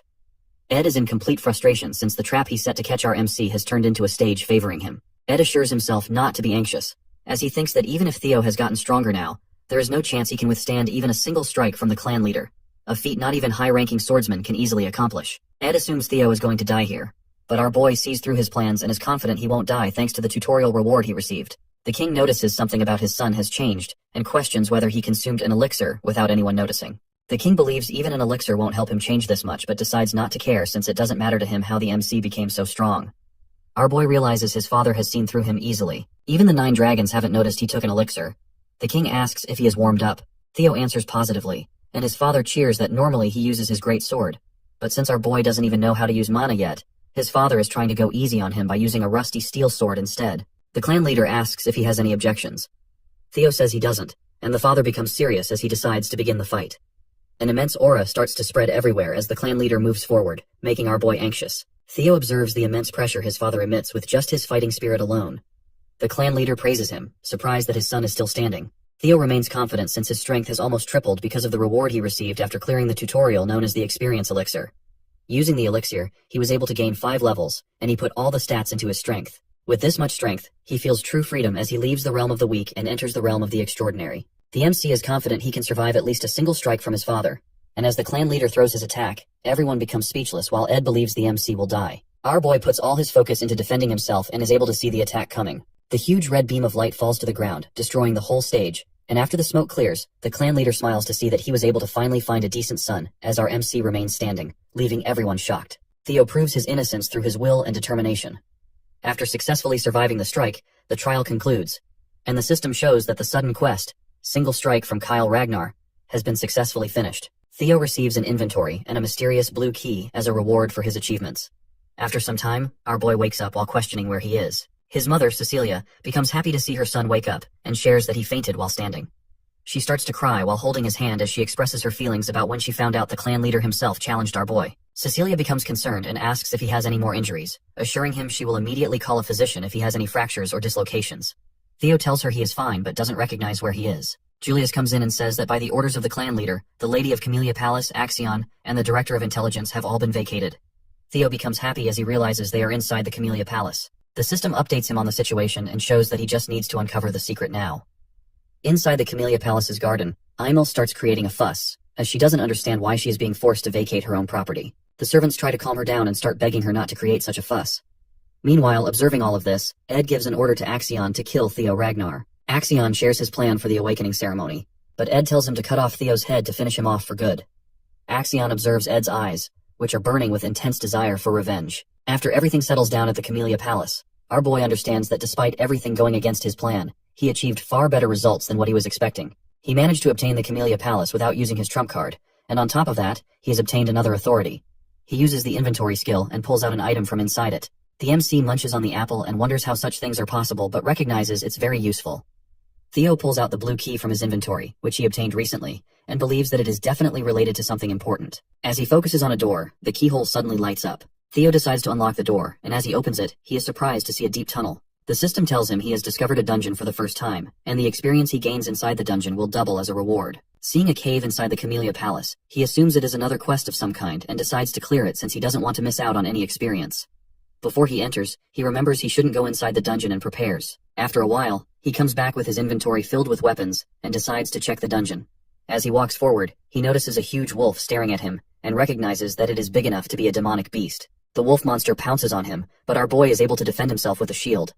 He notices the wolf is very strong but quickly pushes it back, determined not to lose in a battle of strength. As he confronts the wolf, it charges toward him while screaming. He quickly slashes the wolf with his sword but fails to injure it and realizes its hide is too thick and the wolf is fast, meaning he won't be able to win against it with half-hearted attacks. The MC recognizes it's no ordinary wolf and might even be as strong as a demonic beast. He admits it won't be easy to defeat the wolf, and suddenly the monster tries to use its claws as it charges toward him. He wishes he could replicate the ray of light he observed when facing his father's single strike. He calls it amazing and tries to use the pure white arc on the wolf, but fails to copy his father's move, accepting that it's not going to be this easy. A single strike is an easier way to label a strike that brings certain death. He finally understands that the key to mimicking his father's attack is to put all his strength into a single sword strike. He leaves his shield and thinks about improving his sword skills and the secret sword arts that rely on his speed, taught by Evelyn, as he charges toward the wolf and stabs its eye. The monster starts screaming and takes a step back. Our boy realizes his plan is working and attacks the wolf once again, believing he'll win. 2 months later, at the training ground, Eod observes that the number of people is increasing. Sybil agrees with him and thinks they need to change the training grounds. A rumor about the clan leader teaching the young master Theo a single strike has been spreading lately. So many people now want to spar with him. As Sybil is talking about our boy, someone comes from behind and addresses him as a lackey. It is Henry Morris from Plum Blossom Palace. He questions when the incredible young master of theirs is coming, as it has been 2 months already. Morris is disappointed and says he assumed the young master never missed a day of training. He calls the MC a coward, and thinks he ran away after a fake story of his spread too far. Sybil becomes angry, but Henry doesn't stop and thinks the whole rumor might be a total lie since there were no witnesses. He assumes our boy exaggerated it. Henry assumes the scared dragon society being destroyed must also be fake news. But Sybil's patience runs out, and he punches Henry with all his might, completely destroying his face. Another guy from the Plum Palace becomes angry and insults Sybil, calling him a dropout, but everyone in the training ground starts glaring at him.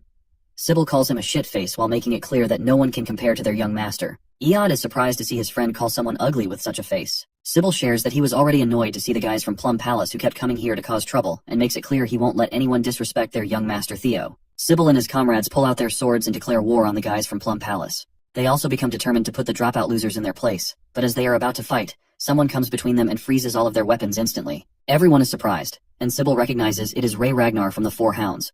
Someone also joins in on the fun and starts laughing. It is Hulkus Lanka of the Four Hounds. Sybil is surprised to see 2 members of the Four Hounds suddenly appear, and Hulkus notices someone is missing.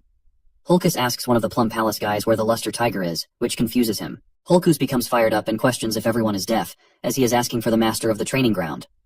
Hulkus announces that he is here to challenge our MC, Theo Ragnar. Meanwhile, inside the dungeon, the MC reaches his limits, and his sword shatters as well. The system notifies him that he has leveled up. Suddenly, multiple system windows start to pop up, showing that his stats are increasing, and he has hunted 170 demonic beasts. Our boy sits on the corpses of the monsters he has defeated, and the system shows that only 1 monster is now left. Theo drinks a healing potion to restore his strength and remembers that he almost died multiple times, but the healing potion always saved him. At first, it was difficult for him to defeat the monsters, but as he leveled up, things became easier. He is still surprised to see how fast time flew by. He has already spent 2 months inside the dungeon. The system shows him that only 1 demonic beast is left. He realizes that it's definitely a boss monster as he notices some stairs. The MC starts walking forward and enters the 5th floor. He looks at his broken sword and realizes it won't be usable, so he decides to enable his inventory and pull out another one. He finds only 1 sword and realizes it's his last one. Our boy remembers he received this sword from his mother as a birthday present. The MC recalls his past life. He had a lot of friction with his mother leading up to the awakening ceremony, so he decided to toss the sword away in his room and let it go to waste. He observes the ceremonial sword and realizes it's a good one forged from white snow steel. Theo becomes silent as he remembers his past life. His mother barged into his room wishing him a happy birthday, and shared that she was waiting for midnight to shower him with gifts.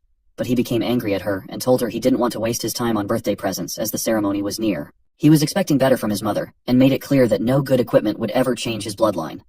He remembers asking his mother to leave him alone, but decides he won't repeat any mistakes from his previous life. Our boy finds the boss room, and the system warns him to be cautious as a strong demonic beast is going to appear soon. Inside the boss room, Theo finds a dragon taking a nap. He becomes relieved to see that it's just a lesser drake. Theo starts to question why the final boss of the quest is draconic. The Ragnars are said to be the descendants of dragons. Our boy wonders if it is merely a coincidence but decides to focus on defeating the boss monster as he can't get out of the dungeon without it. The system shows him the quest scenario and the number of monsters remaining. She questions if he can actually win this battle since he is still facing a kind of dragon. The MC starts focusing and decides to use a single flash. He remembers practicing it a lot against the wolves he faced, and even though it might not be on the same level as his father's dragon flash, he charges toward the dragon, believing that if he utilizes his dragon heart to the maximum, he should be able to land a serious hit. He pierces his sword through the monster's eye and successfully wounds it as the monster starts screaming in pain. Suddenly, it attacks our boy with its tail, but he is able to dodge easily and becomes disappointed that his weak attack was not able to pierce through its brain. The drake starts screaming and gets ready to kill our boy, but he is able to see possibilities and confidently charges toward the drake, believing he might be able to win. The MC lands a few hits and decides to distract the monster first with normal attacks so he can look for its weak point. All of a sudden, the lesser drake starts screaming again, and fear begins to dominate the battlefield. Theo's body completely freezes because of fear, and despite being able to see an attack coming his way, he is unable to dodge but blocks it with his sword. He gets thrown away and hits the rock wall, realizing how strong the boss monster is. He admits he can't keep this up for too long and gets up to attack the huge monster coming his way, while hoping he can hit its weak points for a quick win. Our boy already knows a dragon's weak point is its reverse scales and jumps onto the lesser drake's body while dodging all attacks.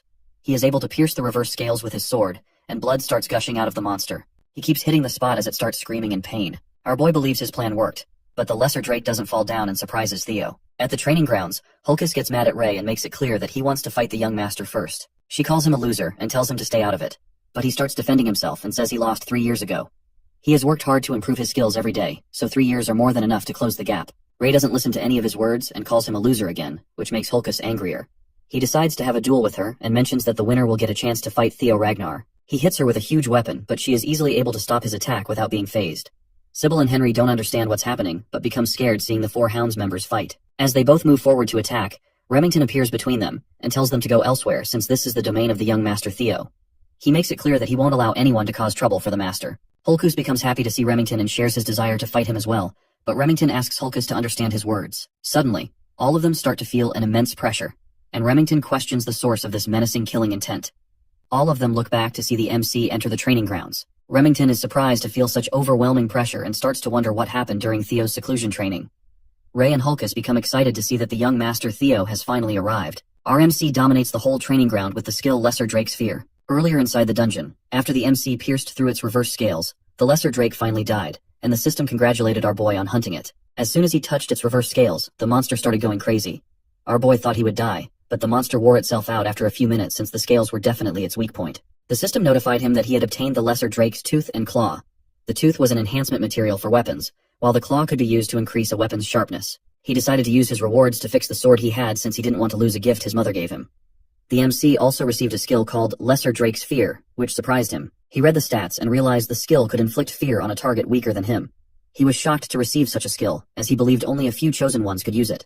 He's happy to see he is getting a chance to try it, and while putting all his stuff back in inventory, he questions whether the skill will be useful for him in Ragnar, since the place is already swarming with powerful people. The Camellia Palace dungeon gets cleared, and our boy finally gets out after finishing the quest of uncovering the palace's secrets. For successfully clearing Scenario Quest 1, he receives a nest compass as his reward.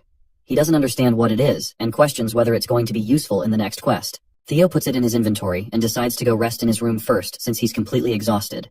But suddenly, a maid rushes towards our boy and informs him that he needs to take care of an urgent matter. She notices the wounds on his body, but he brushes it off and asks about the issue. The maid informs him that there's a brawl happening in Training Ground 4. Our boy enters the training ground after hearing this, dominating everyone with his new skill, Lesser Drake's Fear.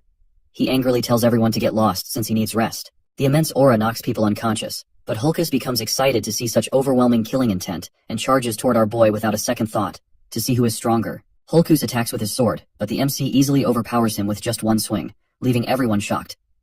Holkus gets knocked back and cannot believe his strike was deflected so easily. The MC is surprised by his progress after dungeon training, but Holkus doesn't back down. He has always been considered the weakest member of the Four Hounds of the North because he is very dumb, and never rounds out his arsenal either. Holkus attacks Theo again, challenging him to block it. Despite being the weakest, Holkus has never once been outmatched in terms of raw strength, but now the MC is surprised to see that he is able to keep up with Holkus, and with a single slash, he counters Holkus and defeats him. He feels amazing after leveling up so much, and Holkus starts coughing up blood, loses consciousness, and falls down. Theo realizes he was too careless and should have held back but feels glad he was facing Holkus, who is known for his toughness and can tank such attacks. The MC notices Holkus only fainted. Sybil becomes surprised, and everyone in the training ground starts cheering for the young master who easily defeated the Black Bear, one of the Four Hounds, with a single strike. Theo assures them Holkus is still alive. Suddenly, his sword breaks as well, which disappoints our boy since it was a gift from his mother. Everyone keeps cheering for the MC, and they all praise him for breaking his sword with a single strike. He doesn't understand why they are so happy. Meanwhile, observing all of this, Ray remembers one of her past memories. When she was a little kid one day, the MC found her and questioned why she was walking around in such cold weather while wearing barely anything. Theo gave Ray his own scarf and thought she still looked really cold, so he decided to take her to his house and told her he would take her home once the snow finally stopped. After recalling all of this, she starts smiling and leaves the battleground. Remington is surprised to see her smile. After a while at the Camellia Palace, our boy looks embarrassed as the maids congratulate him on getting a new title, Luster Tiger. One of the maids is happy to see his hard work finally paying off and advises him to keep it up and maintain the momentum until the awakening ceremony. She believes he can do it, and suddenly, his mother appears and starts feeding him the new abalone dish forcefully. He tries to stop her, but she starts stuffing his face with more food as he begs her to stop. While eating, he remembers his past life and starts to feel grateful. He tells his mother the food is very delicious, and she notices the broken sword. She becomes shocked, and the MC starts sweating anxiously. He tells her it broke during his training and starts apologizing since it is a precious gift she gave him on his birthday. Theo's mother becomes angry at the person who swore it wouldn't break, as it was made with white snow steel and ebony steel wood. He asks if she is talking about the steel wood from the southern jungle. She answers positively and tells him it is a rare and precious material, but feels disappointed to see it was all a lie. She thinks that if the guy was telling the truth, the sword wouldn't break so easily. The MC realizes how precious the materials are, and becomes surprised since he was not expecting it to be so valuable. He wonders how his mother found such a sword. She decides to go ask the maker for some explanation, and force him to make a better sword this time that is perfect for her precious son. He assures her it's fine and that he can just use another sword. But she rejects the idea and tells him people are finally coming to see his true powers, so he needs to be even more careful than before. Since the awakening ceremony is really close, she says she won't allow him to attend the ceremony while carrying a shabby old sword. Theo is happy to see his mother care so much about him, and Cecilia decides they should get going since they are done talking. The MC is confused. She reveals that they are going to the best workshop in all of Winterra, known as the Basque Workshop. Basque Workshop is one of the top 3 manufacturing workshops of Winterra, and its fame comes from the sheer size that rivals a factory. However, the most notable thing about the workshop is its master. She is a person who falls into the category of special rank by the intelligence agency, and a blacksmith with the title of Master Craftsman, which only 2 other Ragnar artisans hold. The MC is surprised to see the elf of capitalism incarnate, the demon craftsman Kurson. He never expected to meet such a tycoon and questions how his mother has connections with the demon craftsman. Cecilia angrily questions why her mother is still smoking. Hearing her call Kurson her mother, our boy becomes speechless. Kurson tells Cecilia not to address her as mother since their relationship is not that of a parent and child. On the day Cecilia decided to run away, Theo was told his mother is an orphan with no family in the world, but is surprised to see she is the daughter of the high elf Kurson. He realizes that the reason he looks so handsome is that he is also a quarter elf. Kurson asks why Cecilia unexpectedly decided to visit her. Theo's mom throws back the sword and tells her it is a defective product. Kurson doesn't believe her and becomes mad hearing her daughter call it a defective sword, even though she forged it herself. Kurson pulls out the sword and realizes it's broken. Cecilia questions if that's not a defective product, and Kurson becomes speechless. The high elf asks who the wielder is. Cecilia tells her Theo is the wielder of the sword. Kurson asks if it's the kid behind her, and she tells her mother to watch her mouth because the MC is a genius who will one day reign over Ragnar from here on. Theo introduces himself to the high elf, and expresses his gratitude for being able to see the renowned master of Basque Workshop. Kurson remembers him, and praises Cecilia for raising such a child. Kurson asks if he is the only one who used the sword, and the MC answers positively. Cecilia thinks the sword is defective, but Kurson becomes surprised, and realizes it's going to be a long conversation. So she invites them inside. As they all walk in, the MC asks if his mother is related to the demon craftsman. She says he is right, and he becomes curious if Kurson is her real mother. Cecilia tells him he wouldn't know since she didn't speak much about it. But even though it was for a short period, Kurson took her in as a foster mother. Cecilia shares that her mother loves anything she finds beautiful, whether it is music, jewels, theater, or even people. She says that is the reason Kurson took her in as a foster child. Kurson tells them to stop talking about the past, calling it pointless. Cecilia thinks she is lying, and her son asks how she ended up getting out of this place. Kurson reveals that Cecilia left because of her desire to marry the Ragnar clan's leader. Kurson never expected her daughter to willingly go to such a miserable place, and is surprised she has survived for so long. Cecilia says she couldn't resist the manliness and handsomeness of the clan leader, who loved her dearly. Kurson is disappointed that despite running away from home, she came back last year and started begging Kurson to forge a sword to give Theo. Kurson calls her shameless, but Cecilia becomes annoyed to hear her say such things in front of her son. They both start arguing, and the MC smiles, as he has never seen his mother talk like this. He remembers that in his past life, he never tried to learn anything about his mother, and was an extremely ungrateful son. He questions if he was just too obsessed with the clan, and notices that Kurson cares a lot about his mother as well. He wonders why she didn't do anything in his past life. They finally reach their destination, and Kurson shares that this is the room she lives in. Cecilia asks why her mother brought them so far inside, and demands her to make the best sword for Theo to make up for it. Kurson suddenly tells Cecilia to wait outside as she grabs Theo and quickly closes the door, leaving Cecilia outside. Inside her room, Kurson completely ignores Cecilia calling her, and decides to get straight to the point. She asks if the MC has the relic of the primordial dragon. Our boy becomes confused and questions if she is talking about the ancestor of the guardian dragon that protects the clan. He shares that he has heard about the legend that treasure has been distributed across Winterra for the descendants of the Ragnar clan. She makes it clear that it's not a legend and questions if he really doesn't have any relic. Kurson starts to tear up and becomes frustrated, wondering how he was able to destroy her sword, even though she poured her heart and soul into forging it. She doesn't believe the sword can break against anything other than a relic and questions if our boy has any idea how precious the sword was. He tries to apologize and remembers that the sword got damaged while he was fighting a lesser drake. He doesn't understand anything about relics, but she gives up and decides to show him instead so he can understand faster. She shows him a casket that's completely sealed with chains and asks if he notices something. The MC starts to see the blue glow and questions if it is a quest after recognizing it as the same glow he saw from the door of the dungeon in the palace. Kurson shares that she doesn't see anything but believes he was able to notice something judging from his actions. She starts dragging the casket and tells him she has tried many times to open the sealed casket and obtain the item inside, but she always fails. She puts down the shield casket and mentions the primordial dragon's relic. Kurson shares a story of the primordial dragon that removed one of its fangs and forged a blade from it, known as the monster sword, White Moonlight Blade. She tells him that if he tries to break the seal on the casket and is successful, she will hand him the sword known as the White Moonlight Blade. The MC looks a bit confused, and she reveals that if he fails to open it, he might lose his life in the process. She questions if he still wants to try it, and the MC starts smiling out of excitement. He makes it clear that the sword is now his. The system shows that the next scenario for the quest is to be chosen by the primordial dragon's relic, the White Moonlight Blade. The White Moonlight Blade is a sword of the leader of Black Snow, who is one of the 9 dragons known as the Black Dragon. Very few people know about the sword because everyone who has ever seen or talked about it has either died or gone missing. Our boy remembers a mysterious man who noticed him and was surprised he was visible to Theo. The MC ended up seeing the true form of the sword through sheer coincidence, and doesn't understand why the Black Dragon let him live. He is surprised to find out that the Black Dragon's White Moonlight Sword is here, and it is an actual relic of the primordial dragon. He remembers running into the Black Dragon 4 years ago and realizes Kirsten was in possession of the sword during that time. She asks if he wants to open it, and the MC starts smiling, becoming determined to obtain the sword no matter what. He tells her it's his sword now, and while observing the casket, he realizes it's very similar to the Camellia Palace. He tries to use the blue key to open the casket. Kirsten is confused as our boy unlocks the gasket, and a weird light starts to shine. Suddenly, Kirsten becomes concerned as our boy starts getting pulled inside by a mysterious black fog. The MC tries to free himself but fails and gets dragged into a mysterious place. He opens his eyes and doesn't understand where he is. Theo recognizes the Rose Palace while everything is engulfed in fire. He doesn't understand why he is seeing all of this again. And while watching his past memories, he realizes he completely forgot how weak he used to be. Because of this, he needs more power. Enough to defeat Randone and crush the Camellia Palace. A griffin starts messing with his brain and grabs our boy, ready to eat him whole, but the MC wakes up and grabs its beak, catching it off guard. He becomes aware that the monster is trying to take over his mind by using his desire for power against him. The MC realizes this is why it is called a monster sword. The mysterious griffin calls him insolent and tries to free itself, but the boy confidently tells it he has already conquered all the despair it's trying to show him a long time ago. He questions if the monster was hoping he would be tempted by its useless powers, even though he has already seen many quests. The griffin becomes confused, and our MC notices it looks very different from the griffin in his memory. The monster tries to free itself, but our boy doesn't let go and remembers it was at least 10 meters tall, but right now they are both of similar heights. He questions if the griffin became smaller because it was seen for a long time. He decides not to care about it, and makes it clear that the Moonlight Sword is now his as he tries to punch the griffin with an evil look.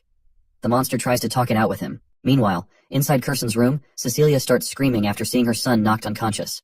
She tries to wake him up, but nothing works, and Cecilia starts crying as she questions her mother why her son is unconscious like this. Kirsten becomes speechless as Cecilia cries and says she never asked her mother to do this. She just wanted a sword for her son. Kirsten observes that there is a monster's energy linked with Theo's bloodstream, which is something she has never seen or heard about before. She was hoping he would be okay since he already possessed a relic. Cecilia tells her mother that if anything bad happens to her son, she will never forgive Kirsten for her actions. All of a sudden, the MC grabs the Moonlight Sword, and a mysterious light starts to form around his chest. Cecilia becomes concerned and tries to wake him up. Theo finally opens his eyes. She hugs her son tightly as she starts to cry. She tells her son she was very worried, but he assures her not to overthink it as he is completely okay. The system congratulates him on hunting a griffin and finishing the quest.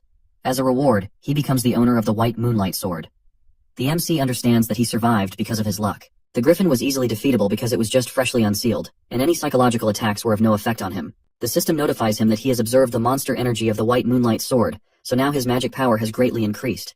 His magic power surpasses 200, and his body starts glowing. Our boy learns that his magic power has started to gain divinity, and has increased to the level of a high-ranking swordsman. He feels disappointed to know he can't use the magic power right away, as he needs to hold himself back until the awakening ceremony. Kirsten expresses how surprised she was and congratulates him on succeeding. He questions if she is going to keep her promise, and she assures him that elves do not lie. He notices the sword is being rebellious, and questions if the sword still hasn't acknowledged him as its master. He becomes a bit anxious, but the elf assures him the sword is acting this way after being trapped for 400 years.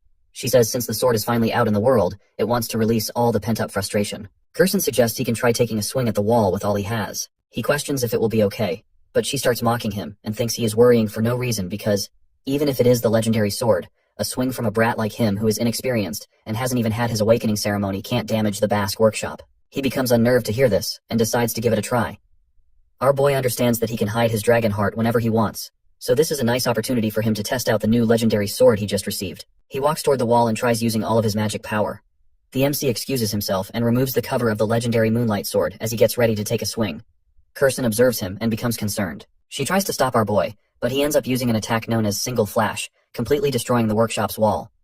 Cecilia becomes astonished while Kirsten's eyes fill with anxious tears at the sight of the destruction.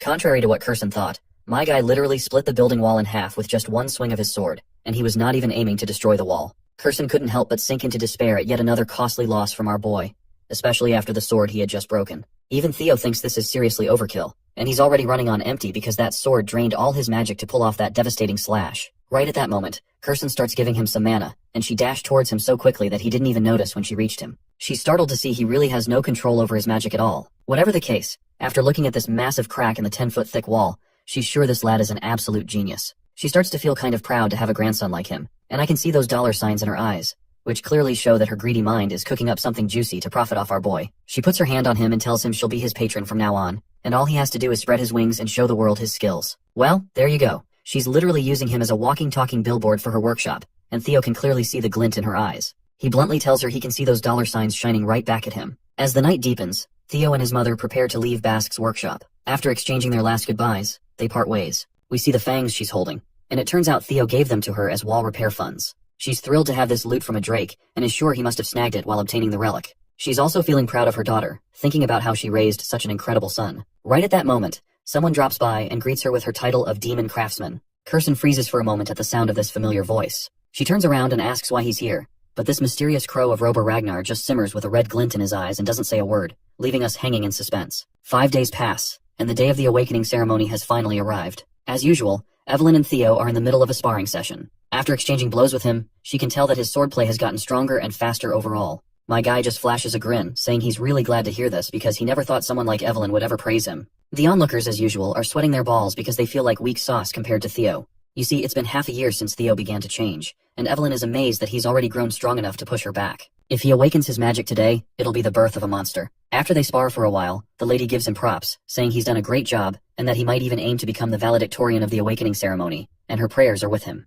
Theo flashes a big smirk back at her, thanking her for her kind words. He says that if he becomes valedictorian, he'll mention her name during his speech in front of everyone. Of course, Evelyn gives him this worn-out look, wondering if that's even necessary, while his fellows come over, excitedly telling him to mention their names too. Theo couldn't help but feel a bit proud, thinking that being popular is such a drag, while Evelyn just gave him this creeped-out look, clearly thinking how he is getting way too full of himself. The scene then transitions to the central headquarters, where Theo makes his grand entrance, introducing himself to the guards as Theo Ragnar of Camellia Palace. Once inside, he notices the large crowd in attendance, as the awakening ceremony is the most important annual event for the Ragnar clan. Every participant is hoping to get good results, and as swordsmen of Ragnar, this is their first chance to be acknowledged and honored. With everyone from the Ragnar clan watching, including the clan head, Kyle Ragnar, the pressure is high. Even some big shots are present, like the 9 dragons and the former clan head from 2 generations ago, Hilda Ragnar. The more Theo looks at Hilda, the less she seems like someone who's 150 years old. Either way, he is relieved to see her attending again.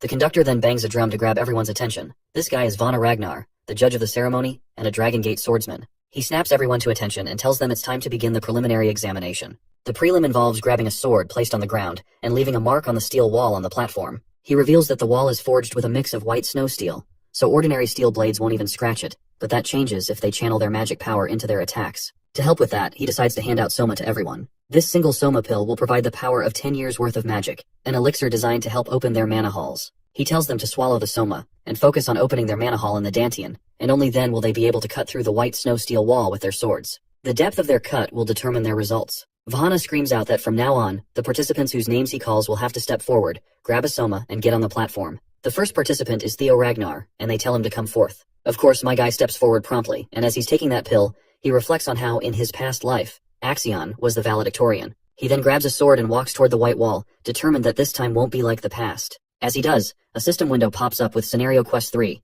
become the valedictorian of the awakening ceremony to clear the quest. We then cut to the 150-year-old Hilda asking Kyle if this boy is the one he mentioned before. Kyle responds positively, and asks if he has caught her attention too. Hilda replies that she's definitely curious after hearing so much about this boy, and wants to see for herself just how competent his descendant really is. My guy stretches his shoulder muscles, while he can't help but to feel nervous. The judge Vana promptly appears and reminds him to swallow the Soma. Theo promptly pops the pill into his mouth, reflecting on how in his past life, he had swallowed the Soma but was unable to control the mana, seriously injuring his Dantian. But this time, something like that won't happen. As soon as he swallows the pill, he feels a surge of power, and the mana begins to scatter around the area. Vana finds himself bewildered to see this brat causing a mana wave of this size. He's worried Theo might not be able to properly control it. You see, when someone swallows Soma, they need to handle it with care. In order for the mana hall to settle in the Dantian, the more talented Ragnars, who have loads of mana, need to be extra cautious. If not, they can end up disabled, and Vana is certain this brat is done for. But, as surprising as it is, my guy quickly stabilizes. Theo couldn't help but feel a rush of happiness, realizing he has both a dragon heart and a mana hall. It's almost a bit disheartening how easy it feels this time,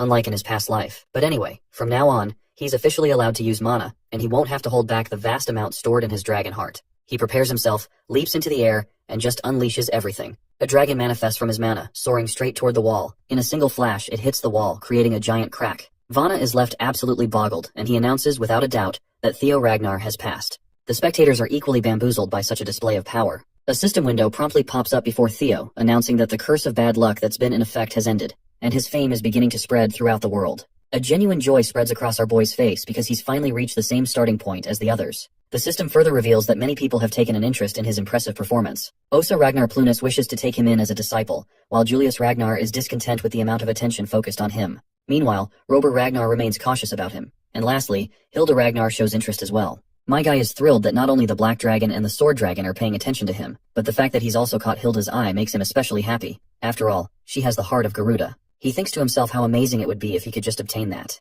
The other contestants also try their luck with the white wall. One of them manages to leave only a tiny scratch, as thin as a hair. He cries out to see that he has a long way to go to even come closer to Master Theo. Ray Ragnar gives it a shot, and so does Hulkus Lanka and Remington Nacrio. They all do their best, but none come anywhere close to the massive cut my guy left in the wall. This poor guy is absolutely devastated that all 4 Hounds of the North had monstrous results, yet not a single one of them made a mark as great as the young Master Theo. It's finally Axion Ragnar's turn, and as he walks forward, people start murmuring among themselves. Some say that at this rate it's a contest between the Luster Tiger and the Dark Tiger, while others doubt even Axion can match that level. The fact that people are talking about Theo like this only angers Axion beyond belief. He strides toward the wall with his sword in hand, and once he swallows the Soma pill, he's fired up. The mana crackles around him, and out pops a giant red dragon that slashes directly at the wall. The sheer power of it leaves Vana utterly speechless because this is the first time he's been surprised so many times in one day. The crack in the wall is massive, and Vana promptly announces that Axion Ragnar has passed as well. The crowd goes absolutely bonkers because Axion's slash has left a crack just as big as Theo's. Now everyone is on edge, knowing that the precision grading will be the deciding factor in who comes out on top.